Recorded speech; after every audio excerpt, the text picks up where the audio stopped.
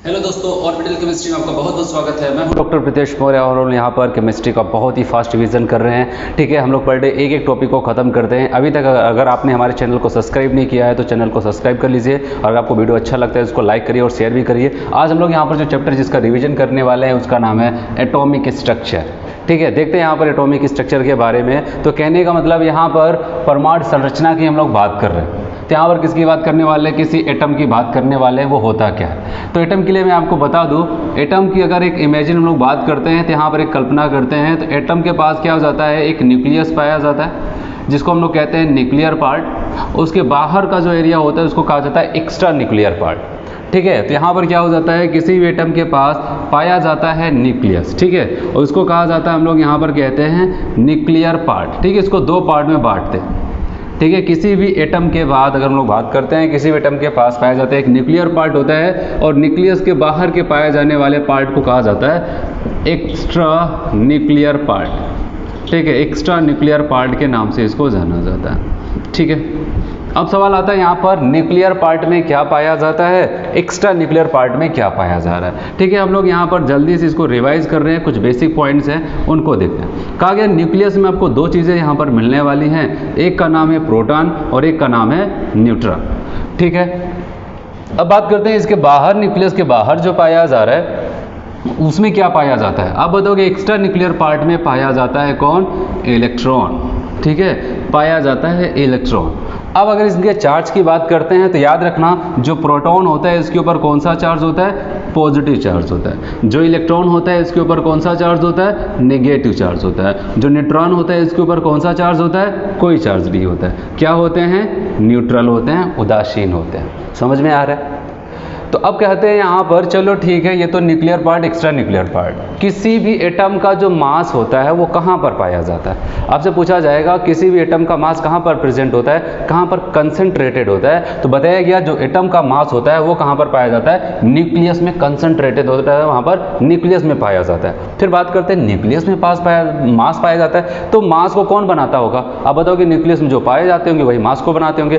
कौन बनाता है मास को? आप बताओगे प्रोटॉन और न्यूट्रॉन यही क्या करते हैं? वहाँ पर मास को बनाते हैं, जिसको हम लोग क्या कहते हैं? एटॉमिक मास कहते हैं। ठीक है, एटॉमिक मास। किसी एटम का मास कहाँ पर होता है, संचित होता है? तो आप बताओगे न्यूक्लियस में, और वो किसके बराबर हो जाएगा? आप बताओगे प्रोटॉन और न्यूट्रॉन के मास को अगर हम लोग जोड़ देते हैं तो यहाँ पर पूरे एटम का मास आपको मिल जाता है। समझ में आ रहा है सबको? ठीक है, तो कुछ ऐसे कॉन्सेप्ट्स हैं जो कि हम लोग को यहाँ पर देखना है। ये तो हो गई जनरल बातें जो कि आपको पता होना चाहिए। और यहाँ पर ये भी बताया गया है, अगर इस पूरे एटम की साइज की बात करते हैं, मतलब एक्स्ट्रा न्यूक्लियर पार्ट और न्यूक्लियर पार्ट को मिला दिया जाए तो हम लोग क्या कहते हैं? एटम बन जाता है। तो कहा गया जो एटॉमिक साइज होती है ये क्या हो जाता है? 10 की power 5 into size of nucleus का होता है, साइज ऑफ न्यूक्लियस।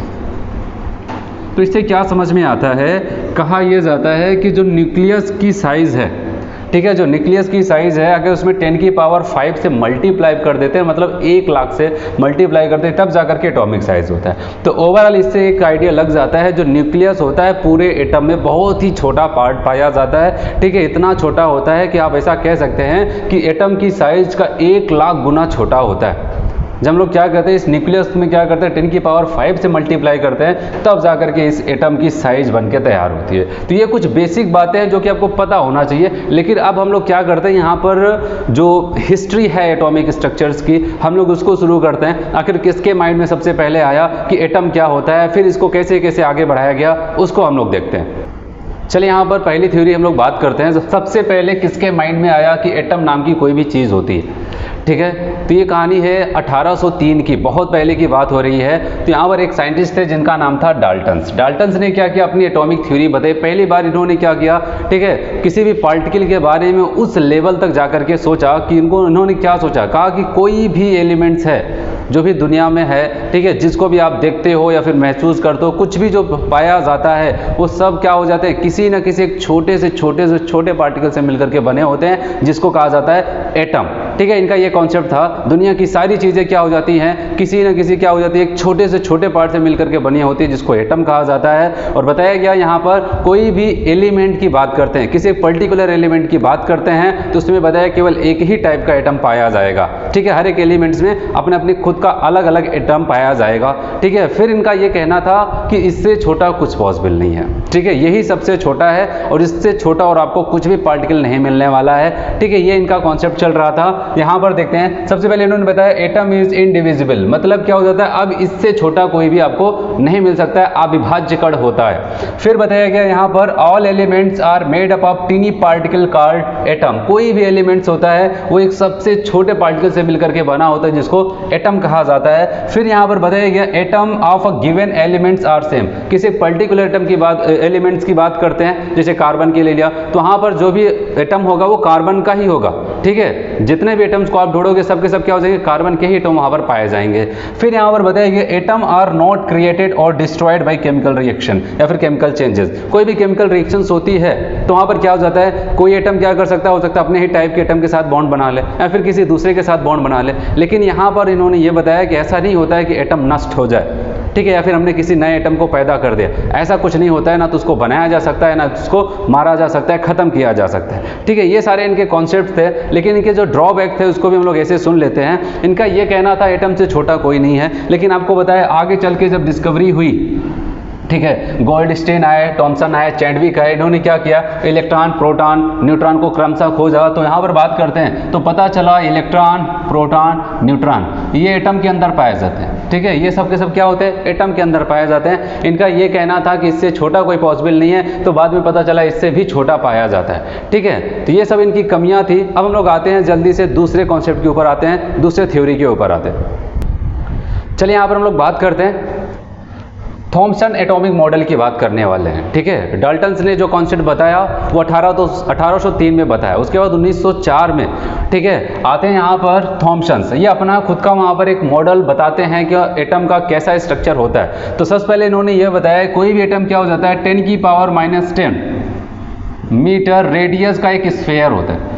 ठीक है, एटम क्या हो जाता है, 10 की पावर -10 मीटर स्फीयर का, रेडियस का एक स्फीयर पाया जाता है। और वो कुछ ऐसा पाया जाता है जैसे कि हम लोग बात करते हैं, ठीक है, ऐसे कुछ होता है, जैसे कि यहाँ पर कोई हम लोग तरबूज की बात करते हैं, ठीक है, यहाँ पर वाटरमेलन की बात करते हैं। कहा गया अगर कोई वाटरमेलन हम लोग क्या करते हैं, अगर बीच से उसको काट देते हैं तो वहाँ पर आपको कैसा नज़र आता है, तो आप बताओगे ऐसा लग रहा है वहाँ पर क्या हो जाता है, ठीक है, ऐसे ऐसे रेड पार्ट वहाँ पर पूरा यूनिफॉर्मली डिस्ट्रीब्यूटेड रहता है। ठीक है, और बीच बीच में उसके बीज पाए जाते हैं, यहाँ पर ऐसे ऐसे क्या हो जाता है, वो पाया जाता है। तो इनका ये कॉन्सेप्ट था कि अगर हम लोग क्या बात करते हैं, यहाँ पर जो हमारा एटम होता है वो 10 की पावर -10 मीटर क्या हो जाता है, रेडियस का एक स्फीयर होता है। और उस स्फीयर में जो पॉजिटिव पार्ट होते हैं, जो यहाँ पर मैं इसे डॉट डॉट से दिखाया है, जो पॉजिटिव पार्ट होते हैं पूरे स्फीयर में यूनिफॉर्मली डिस्ट्रीब्यूटेड होते हैं। जैसे वाटरमेलन में क्या हो जाता है, जो रेड वाला पार्ट होता है पूरे एरिया में क्या हो जाता है, वो डिस्ट्रीब्यूटेड रहता है। और वहाँ पर बीच बीच में उसके जो सीड्स होते हैं वो धसे हुए होते हैं। ऐसे वहाँ पर बताया गया यूनिफॉर्मली डिस्ट्रीब्यूटेड होता है उस 10 की पावर -10 रेडियस के स्फीयर में क्या हो जाता है, आप बताओगे पॉजिटिव पार्ट ऐसा डिस्ट्रीब्यूटेड होता है और बीच बीच में कहीं कहीं क्या हो जाए, वहाँ पर इलेक्ट्रॉन्स धसे होते हैं। ठीक है, और यहाँ पर ये बताया गया इलेक्ट्रॉन कितनी मात्रा में पाए जाएंगे, कहा गया इलेक्ट्रॉन इतनी मात्रा में पाया जाता है कि जो यहाँ पर पॉजिटिव पार्ट है उसको आसानी से न्यूट्रलाइज कर ले। ठीक है, इनका ये कॉन्सेप्ट चल रहा था जिसको हम लोग वाटरमेलन मॉडल या फिर प्लम पडिंग मॉडल के नाम से भी जानते हैं। और इनकी अगर कमियों की बात करते हैं, सबसे पहले इनका जो मॉडल था वो कैसा था, आप बताओगे स्टैटिक मॉडल था। ठीक है, इनका जो मॉडल था वो रुका हुआ था। ठीक है, इनका जो मॉडल था वो रुका हुआ था और यहाँ पर ये एटम की स्टेबिलिटी के बारे में नहीं बता पाए। ठीक है, यहाँ पर एटम कैसे स्टेबल होगा इसके बारे में ये नहीं बता पाते। ठीक है, तो इनके बारे में बस इतनी छोटी मोटी बातें जो आपको याद रखनी है। चलिए यहाँ पर हम लोग क्या करते हैं, रदरफोर्ड के अल्फा स्कैटरिंग मॉडल के बारे में पढ़ते हैं। तो रदरफोर्ड ने क्या किया, यहाँ पर सबसे पहले कोई एक थिन फॉइल ऑफ मेटल लिया, ठीक है, चाहे गोल्ड हो, प्लेटिनम हो, यहाँ पर क्या करते हैं एक पतली सी झिल्ली लेते हैं और उसके ऊपर क्या करते हैं, एक कोई सोर्स लेते हैं, कोई यहाँ पर हमारा कोई सोर्स है, और वो सोर्स क्या करता है, अल्फा रेज को क्या करता है, निकालता है। फिर यहाँ पर क्या करते हैं, इसके पीछे यहाँ पर क्या करते हैं, जिंक सल्फाइड की एक स्क्रीन बना देते हैं, ठीक है, एक स्क्रीन लगा देते हैं। और यहाँ पर इसलिए स्क्रीन को लगाया गया है कि अगर यहाँ से अल्फा रेज को हम लोग इसके ऊपर पास कराते हैं तो अल्फा रेज क्या हो जाता है, जब स्क्रीन के ऊपर पड़ेगा, जहाँ पर भी पड़ेगा, तो उस स्क्रीन पे जहाँ पर भी अल्फा रेज जाकर के टकराएगा वहाँ पर चमक उत्पन्न होगी। फिर इन्होंने क्या किया, ठीक है, जब यहाँ से वो अल्फा रेज को पास करा रहे थे तो बहुत सारी अल्फा रेज ऐसे सीधे चली जाती थी, अल्फा रेज, ठीक है, अल्फा रेज को पास कराया गया, ठीक, ऐसे अल्फा रेज को पास कराया जा रहा था। और वहाँ पर क्या हो जाता था, बहुत सारी तो ऐसे सीधे चली जाती थी, और कुछ ऐसे होती थी वो किसी एक स्मॉल एंगल पे क्या कर जाती थी, डिफ्लेक्ट हो जाती थी, ठीक है, ऐसा कुछ होता था वहाँ पर, ठीक है, ऐसा कुछ होता था। और कुछ ऐसी होती थी जो अपने मार्ग से जाती थी, और जिस मार्ग से जाती थी उसी मार्ग से क्या कर जाती थी, वापस आ जाती थी, ठीक है, ऐसा उनको देखने को मिला। ऐसा लगता था बीच में कुछ तो यहाँ पर बहुत ही हेवी पार्ट है, बहुत ही क्या हो जाता है, यहाँ पर पॉजिटिव पार्ट है, छोटा सा ही, लेकिन यहाँ पर इसके सेंटर में कुछ ऐसा पाया जाता है, ठीक है। इन्होंने बहुत सारे ऑब्जर्वेशन किए और बताया गया क्या हो जाता था, जब वो लाइट को, अल्फा रेज को ऐसे पास करते हैं तो यहाँ पर उनको दिखना चाहिए था सारे जो भी यहाँ पर चमक थी यहाँ पर, लेकिन कुछ चमक क्या हो जाती थी, जा करके किसी दूसरे एंगल पर मिलती थी। और कुछ ऐसा हो जाता था जो रेज यहाँ पर जाती थी वो सीधे के सीधे जिस एंगल पे जाती थी उसी एंगल पे एकदम मैक्सिमम डिफ्लेक्शन के साथ वापस आ जाती थी।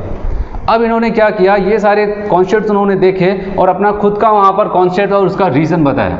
तो इनका पहला ये था, ठीक है, बात करते हैं इनका जो पहला कंक्लूजन था, इन्होंने ये बताया maximum of the alpha rays क्या कर जाती हैं, उस एटम को क्या कर जाती है, पार कर जाती है और जा करके इस स्क्रीन के ऊपर चमक उत्पन्न करती हैं। तो इसका रीज़न उन्होंने क्या बताया, उन्होंने ये बताया क्योंकि एटम के अंदर मैक्सिमम पार्ट क्या हो जाता है, खाली पाया जाता है, मैक्सिमम खाली स्पेस वहाँ पर पाए जाते हैं, ठीक है, खाली जगह पाई जाती है, जिसकी वजह से क्या हो जाता है, मैक्सिमम अल्फा रेज सीधे निकल जाती है। फिर बताया गया यहाँ पर कुछ क्या हो जाती है, किसी स्मॉल एंगल पर डिफ्लेक्ट हो जाती है। उसका रीज़न क्या है, बताया कि इसके सेंटर में कोई पॉजिटिवली पार्ट पाया जाता है जिसको हम लोग न्यूक्लियस कहने वाले हैं, और वो क्या कर जाता है, पॉजिटिव पार्ट पाया जाता है, चूंकि अल्फा रेज के ऊपर भी क्या होता है, पॉजिटिव पार्ट चार्ज पाया जाता है, ठीक है, जिसकी वजह से क्या हो जाता है, ये किसी न किसी एंगल पर डिफ्लेक्ट हो जाते हैं सेम चार्ज की वजह से।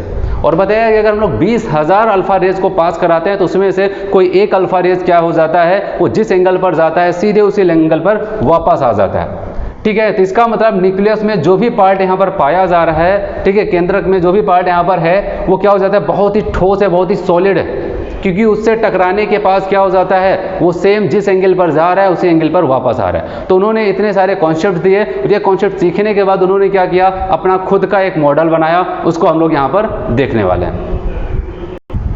चलिए, इन्होंने क्या किया, रदरफोर्ड की बात करते हैं, इन्होंने अल्फा स्कैटरिंग एक्सपेरिमेंट किया और उसकी वजह से अपना खुद का एक मॉडल प्रपोज किया। और वहाँ पर इन्होंने क्या बताया कि अगर रदरफोर्ड के मॉडल के हिसाब से यहाँ पर ये बताया गया कि किसी भी एटम की बात करते हैं वहाँ पर बहुत ही ज़्यादा स्पेस पाया जाता है, खाली जगह पाई जाती है, ठीक है। और वहाँ पर बताया गया खाली जगह में कौन पाया जाता है, आप बताओ कि वहाँ पर इलेक्ट्रॉन्स होते हैं, वो मूव करते रहते हैं, किसके चारों तरफ, न्यूक्लियस के चारों तरफ क्या करते हैं, इलेक्ट्रॉन्स, ठीक है, ऐसे मोशन करते रहते हैं, रिवॉल्व करते रहते हैं। फिर यहाँ पर बताया गया अगर हम लोग बात करते हैं, ठीक है, साइज ऑफ एटम और अगर साइज ऑफ हम लोग क्या करते हैं न्यूक्लियस के, तो वहाँ पर क्या आ जाता है, इन दोनों का रेशियो होता है 10 की पावर 5। तो इससे यही समझ में आता है, अगर हम बात करते हैं साइज ऑफ एटम और यहाँ पर बात करते हैं साइज ऑफ न्यूक्लियस, ठीक है, इनका जो रेशियो होता है 10 की पावर 5 में आता है रेशियो, जो कि मैंने आपको शुरू में एक बार बताया था। इसका मतलब क्या हो जाता है, अगर इसको हम लोग यहाँ पर लेके जाते हैं तो आप बताओ कि जो एटम की साइज़ होती है वो न्यूक्लियस की साइज़ की कितना गुना होता है, 10 की पावर 5 गुना होता है, मतलब 1 लाख गुना बड़ा होता है किसकी साइज़,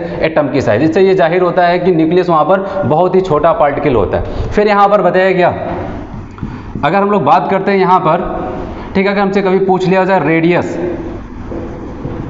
रेडियस ऑफ न्यूक्लियस, तो यहाँ पर बताया गया 1.33 इंटू 10 की पावर -13, ठीक है, इंटू a की पावर 1/3 इतना सेंटीमीटर होता है। अगर कभी भी किसी भी कोई भी हमको यहाँ पर एटम दे दिया जाए और उसके न्यूक्लियस का रेडियस निकालना हो तो हम लोग ये फॉर्मूला यूज़ कर सकते हैं 1.33 इंटू 10 की पावर -13 इंटू ए की पावर 1/3 सेंटीमीटर। अब सवाल आता है यहाँ पर ए क्या है। कोई भी एटम होगा तो उसका क्या हो जाएगा, वहाँ पर एटॉमिक मास होगा, ठीक है। उसके एटॉमिक मास की पावर कितना यहाँ पर दिया गया है 1/3। तो यहाँ पर करके रख करके उसको हम लोग सॉल्व कर लेते हैं। फिर यहाँ पर और क्या बताया इन्होंने अपने कॉन्सेप्ट को, इन्होंने यही बताया कि अगर बात करते हैं ये न्यूक्लियस हुआ, न्यूक्लियस के बाहर क्या पाया जाता है, एक्स्ट्रा न्यूक्लियर पार्ट में इलेक्ट्रॉन होते हैं और इलेक्ट्रॉन क्या कर जाते हैं, इसके चारों तरफ एक सर्किल में क्या करते हैं, यहाँ पर चक्कर लगाते रहते हैं, ठीक है। चक्कर लगाते हैं तो जाहिर सी बात है यहाँ पर क्या हो जाएगा, ठीक है, दो फोर्स लगेगा, ठीक है, एक सेंट्रीफ्यूगल फोर्स लगेगा और यहाँ पर क्या हो जाएगा, और एक अट्रैक्शन फोर्स हो जाएगा। बताया गया यहाँ पर इलेक्ट्रॉन क्या करता है, न्यूक्लियस के चारों तरफ चक्कर लगाता है और बताया गया वहाँ पर एक फोर्स ऑफ अट्रैक्शन लगता है, वो कहाँ पर लगेगा आप बताओगे, क्या हो जाता है, इलेक्ट्रॉन और यहाँ पर न्यूक्लियस के पास जो पॉजिटिव चार्ज है, ठीक है, ये किसको बैलेंस करता है, सेंट्रीफ्यूगल फोर्स को बैलेंस करता है, ठीक है। इनका ये कहना था। अब बात करते हैं हम लोग आगे।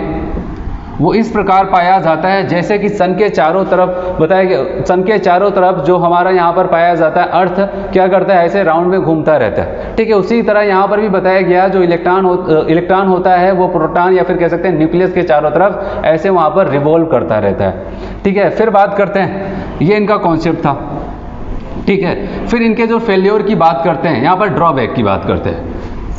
कहा गया अगर कोई भी पार्टिकल ऐसे मान लिया इलेक्ट्रॉन यहाँ से मोशन करना शुरू करता है, अगर वो क्या करता है किसी सर्कुलर पाथ में अगर मोशन करेगा तो हर एक मोशन के दौरान क्या करेगा, वो अपनी एनर्जी को कम करता चला जाएगा और धीरे धीरे क्या हो जाएगा, उसकी जो रेडियस है वो कम होती चली जाएगी और एक समय ऐसा आएगा वो क्या कर जाएगा, उसी न्यूक्लियस में जाकर के गिर जाएगा, ठीक है। और न्यूक्लियस में जाकर के गिर गया मतलब कि एटम का अस्तित्व तो खत्म हो गया।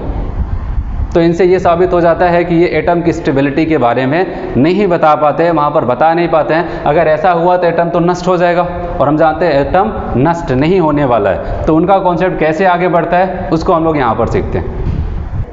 चलिए यहाँ पर क्या करते हैं, अगले कॉन्सेप्ट को, अगले जो यहाँ पर जो भी मॉडल था उसको समझने से पहले कुछ कॉन्सेप्ट को हम लोग को यहाँ पर सीखना पड़ेगा। हम लोग उसको सीखते हैं। सबसे पहले मैं आपको बताता हूँ यहाँ पर वेवलेंथ। वेवलेंथ क्या हो जाता है, यहाँ पर बताया गया अगर हम लोग क्या करते हैं, कोई भी वेव अगर कहीं पर ट्रेवल कर रही है, कोई भी वेव मान लिया ऐसे कोई वेव कहीं पर ट्रेवल कर रही है, तो कहा गया दो सिमिलर पॉइंट, दो नियरेस्ट सिमिलर पॉइंट, ठीक है, दो नियरेस्ट सबसे छोटे सबसे पास वाले सिमिलर पॉइंट के बीच की जो दूरी होती है उसी को हम लोग क्या कहते हैं, वेवलेंथ के नाम से जानते हैं, ठीक है। वेव एक टाइप का डिस्टरबेंस होता है, अगर कहीं पर जनरेट हो गया तो हम लोग क्या कहते हैं, यहाँ पर सिंपल सा एक मीनिंग वेवलेंथ का हम लोग यहाँ पर सीखने वाले हैं। दो नियरेस्ट सेम पॉइंट के बीच की जो दूरी होगी, जैसे यहाँ पर आपको दिख रहा है, ठीक है, यहाँ पर क्रेस्ट है, यहाँ पर भी क्रेस्ट है, यहाँ पर वह इससे इसके बीच में कोई और नहीं है, तो यहाँ पर ये दोनों पॉइंट सेम पॉइंट पे हैं और इनके बीच की जो दूरी होगी उसको हम लोग लैम्डा कहेंगे। या फिर हम लोग इसको भी कह सकते हैं, यहाँ से यहाँ तक की अगर हम लोग दूरी की बात करते हैं, ठीक है, सेम पॉइंट है, नियरेस्ट है, इसको हम लोग क्या कह सकते हैं, यहाँ पर लैम्डा कह सकते हैं। तो कहने का मतलब ये होता है दो नियरेस्ट सेम पॉइंट के बीच की दूरी जो होती है उसी को लैम्डा कहा जाता है। अब यहाँ पर बात करते हैं, कोई भी वेव ट्रेवल कर रही है और आपसे पूछा जाए उस वेव की फ्रीक्वेंसी क्या हो जाएगी, ठीक है, उस वेव की फ्रीक्वेंसी क्या हो जाएगी, तो यहाँ पर बताया गया कि फ्रीक्वेंसी का मतलब हमेशा आपके माइंड में चलना चाहिए, किसी एक सेकंड की बात कर रहे हैं। कहा गया किसी एक पॉइंट पे, जैसे कि मैंने यहाँ पर एक वेव बना दिया जल्दी से, ठीक है, ऐसे कोई वेव बना दिया, आप क्या करते हैं, किसी एक पॉइंट को पकड़ लिया, यहाँ पर ऐसा पकड़ लिया और आप देखते हैं एक सेकेंड में इस पॉइंट पे, किसी एक पर्टिकुलर पॉइंट पे कितने वेव जनरेट हो रहे हैं, उसी को हम लोग क्या कहते हैं, यहाँ पर कहा जाता है फ्रीक्वेंसी के नाम से जानते हैं। समझ में आया, यहाँ पर किसी एक पॉइंट पे कितना वेव एक सेकेंड में जनरेट होता है उसको हम लोग यहाँ पर फ्रीक्वेंसी के नाम से जानते हैं, ठीक है। फिर आगे बढ़ते हैं, यहाँ पर वेलोसिटी की बात करते हैं। कहा गया अगर हम लोग बात करते हैं, यहाँ पर जो भी चैप्टर हम लोग पढ़ रहे हैं, यहाँ पर हमारा जो भी यहाँ पर वेव ट्रेवल करेगा वो कौन सा होगा, इलेक्ट्रोमैग्नेटिक वेव, ठीक है, इलेक्ट्रोमैग्नेटिक वेव यहाँ पर ट्रेवल करने वाला है। और बताया कि कोई भी इलेक्ट्रोमैग्नेटिक वेव जो हो जाता है किस वेलोसिटी से वहाँ पर ट्रेवल करता है, आप बताओगे वेलोसिटी c, जिसको हम लोग क्या कहते हैं, वो 3 × 10⁸, ठीक है, इतना मीटर पर सेकेंड की स्पीड से वो ट्रेवल करता है। तो ये हो जाती है इसकी वेलोसिटी। अगर हम लोग बात करते हैं यहाँ पर वेवलेंथ, जिसको हम लोग यहाँ पर न्यू बार से रिप्रेजेंट करते हैं, न्यू बार से यहाँ पर रिप्रेजेंट करते हैं। और यहाँ पर ये बताया गया अगर न्यू बार की बात करते हैं, कहा गया 1/λ को ही क्या कहा जाता है, यहाँ पर न्यू बार कहा जाता है, वेवलेंथ यहाँ पर कहा जाता है। चलिए अगर हम लोग यहाँ पर बात करते हैं फ्रीक्वेंसी की, तो यहाँ पर बताया कि न्यू बराबर आपको मिलेगा सी अपान लेमडा। ठीक है, न्यू बराबर आपको क्या मिलने वाला है, सी अपान लेमडा। सी यहाँ पर क्या हो जाता है, यहाँ पर आपको मिल जाएगा वेलोसिटी, और लेमडा क्या हो जाता है, यहाँ पर बताया गया वो हो जाता है यहाँ पर एक दूरी की बात कर रहे हैं, एक वेवलेंथ की बात कर रहे हैं। तो यहाँ पर अगर फ्रीक्वेंसी कभी निकालना है तो फ्रीक्वेंसी बराबर क्या हो जाता है, सी अपान लेमडा। तो इतनी बेसिक बातें अगर आपको पता है तो हम लोग क्या कर सकते हैं, अगले कॉन्सेप्ट की तरफ धीरे धीरे बढ़ सकते हैं। ठीक है, ठीक है, यहाँ पर जो 4th नंबर पे दिया गया ये वेव नंबर है। ठीक है, वेवलेंथ नहीं था, वेवलेंथ का क्या हो जाता है, रेसिप्रोकल होता है वेव नंबर, न्यू बार से इसको रिप्रेजेंट किया जाता है। चलिए यहाँ पर हम लोग सीखने वाले हैं इलेक्ट्रोमैग्नेटिक वेव। ठीक है, या फिर जिसको कहते हैं इलेक्ट्रोमैग्नेटिक रेडिएशन। बताया गया किसी भी सोर्स से अगर एनर्जी ट्रांसफर हो रही है, किसी भी सोर्स से एनर्जी ट्रांसफर होती है, किस फॉर्म में ट्रांसफर होती है, आप बताओ, इलेक्ट्रोमैग्नेटिक रेडिएशन के रूप में वो ट्रांसफर होती है। और आपको मैं बताऊँ यहाँ पर क्या हो जाता है, याद रखना, इलेक्ट्रोमैग्नेटिक रेडिएशन की अगर बात करते हैं, इसके लिए किसी मीडियम की जरूरत नहीं होती है। जैसे अगर मैं बोल रहा हूँ मेरी आवाज़ एक जहाँ से दूसरे जहाँ तक ट्रांसफर हुई, तो यहाँ पर मीडियम कौन है, एयर है। एयर क्या करता है, हमारी आवाज़ को वाइब्रेट करवा के लेके जाता है एक जहां से दूसरे जहां पर लेके जाता है। तो मीडियम की जरूरत थी यहां पर। ठीक है, लेकिन बताया गया जो इलेक्ट्रोमैग्नेटिक वेव्स होती हैं, जो रेडिएशंस होती हैं, जो एनर्जी एक जहां से दूसरे जहां पर ट्रांसफर होता है, यहां पर किसी मीडियम की रिक्वायरमेंट नहीं होती कि यहां पर कोई मीडियम होगा तभी ये ट्रेवल करते हैं। ठीक है, ये कैसे ट्रेवल करते हैं यहां पर ध्यान देना। बताया गया जब कोई वेव ट्रेवल करती है, ठीक है, या फिर कोई इलेक्ट्रोमैग्नेटिक रेडिएशन की कोई वेव ट्रेवल करती है, तो वो क्या करती है, अपने परपेंडिकुलर, ठीक है, वो अपने परपेंडिकुलर में क्या करती है, इलेक्ट्रिक और मैग्नेटिक फील्ड को जनरेट करती है। जैसे मैं मान के चल रहा हूँ यहाँ पर कोई एक्स है, ठीक है, एक्स एक्सिस है, ये वाई है, ये जेड है। ठीक है, यहाँ पर क्या हो जाता है, कोई वेव ट्रेवल कर रही है, कोई वेव जो हमारी है वो ट्रेवल कर रही है यहाँ पर v स्पीड से, और इसकी स्पीड क्या होगी, 3 × 10⁸ लाइट की स्पीड के बराबर होगा। ठीक है, यहाँ पर कोई वेव ट्रेवल कर रही है इस एक्सिस पे, तो क्या करेगा, अपने y एक्सिस और z एक्सिस पे क्या करेगा, अपने परपेंडिकुलर वहाँ पर वेव, वहाँ पर मैग्नेटिक और इलेक्ट्रिक फील्ड जनरेट करता है। जैसे मान लिया यहाँ पर कुछ ऐसे कोई वेव ट्रेवल कर रही है ऐसे, वो क्या कर रहा है यहाँ पर, ये मान लिया ये मैग्नेटिक फील्ड है। ठीक है, इसके परपेंडिकुलर ये मैग्नेटिक फील्ड जनरेट कर रहा है वहाँ पर। ठीक है, मैग्नेटिक फील्ड जनरेट कर रहा है, इसको मैंने मान लिया ये मैग्नेटिक फील्ड जनरेट कर रहा है। और यहाँ पर बात करते हैं इलेक्ट्रिक फील्ड जनरेट कर रहा है। इलेक्ट्रिक फील्ड कैसे जनरेट करेगा, ये इसके परपेंडिकुलर होगा। तो हम लोग यहाँ पर इसके परपेंडिकुलर यहाँ पर बनाने की कोशिश करेंगे।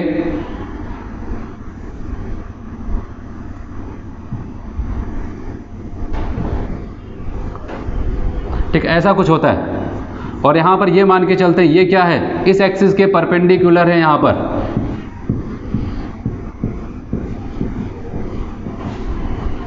तो ये कुछ बातें हैं जो आपको याद रखनी है। तो यहाँ पर यही बताया जाता है जब कोई इलेक्ट्रोमैग्नेटिक वेव ट्रेवल करता है, तो मान लिया यहाँ पर क्या हो जाता है, इसके साथ 90 डिग्री पे ये वाई एक्सिस है। ठीक है, यहाँ पर एक मैग्नेटिक फील्ड जनरेट करता है, और इसी एक्स एक्सिस के 90 डिग्री पे कौन होता है, जेड पाया जाता है। और वो क्या करता है यहाँ पर, ठीक है, इलेक्ट्रिक फील्ड को जनरेट करता है, और इसी की मदद से क्या हो जाता है, वेव आगे बढ़ता रहता है। समझ में आया सबको यहाँ पर? फिर हम लोग इसके बारे में थोड़ा आगे सीखते हैं।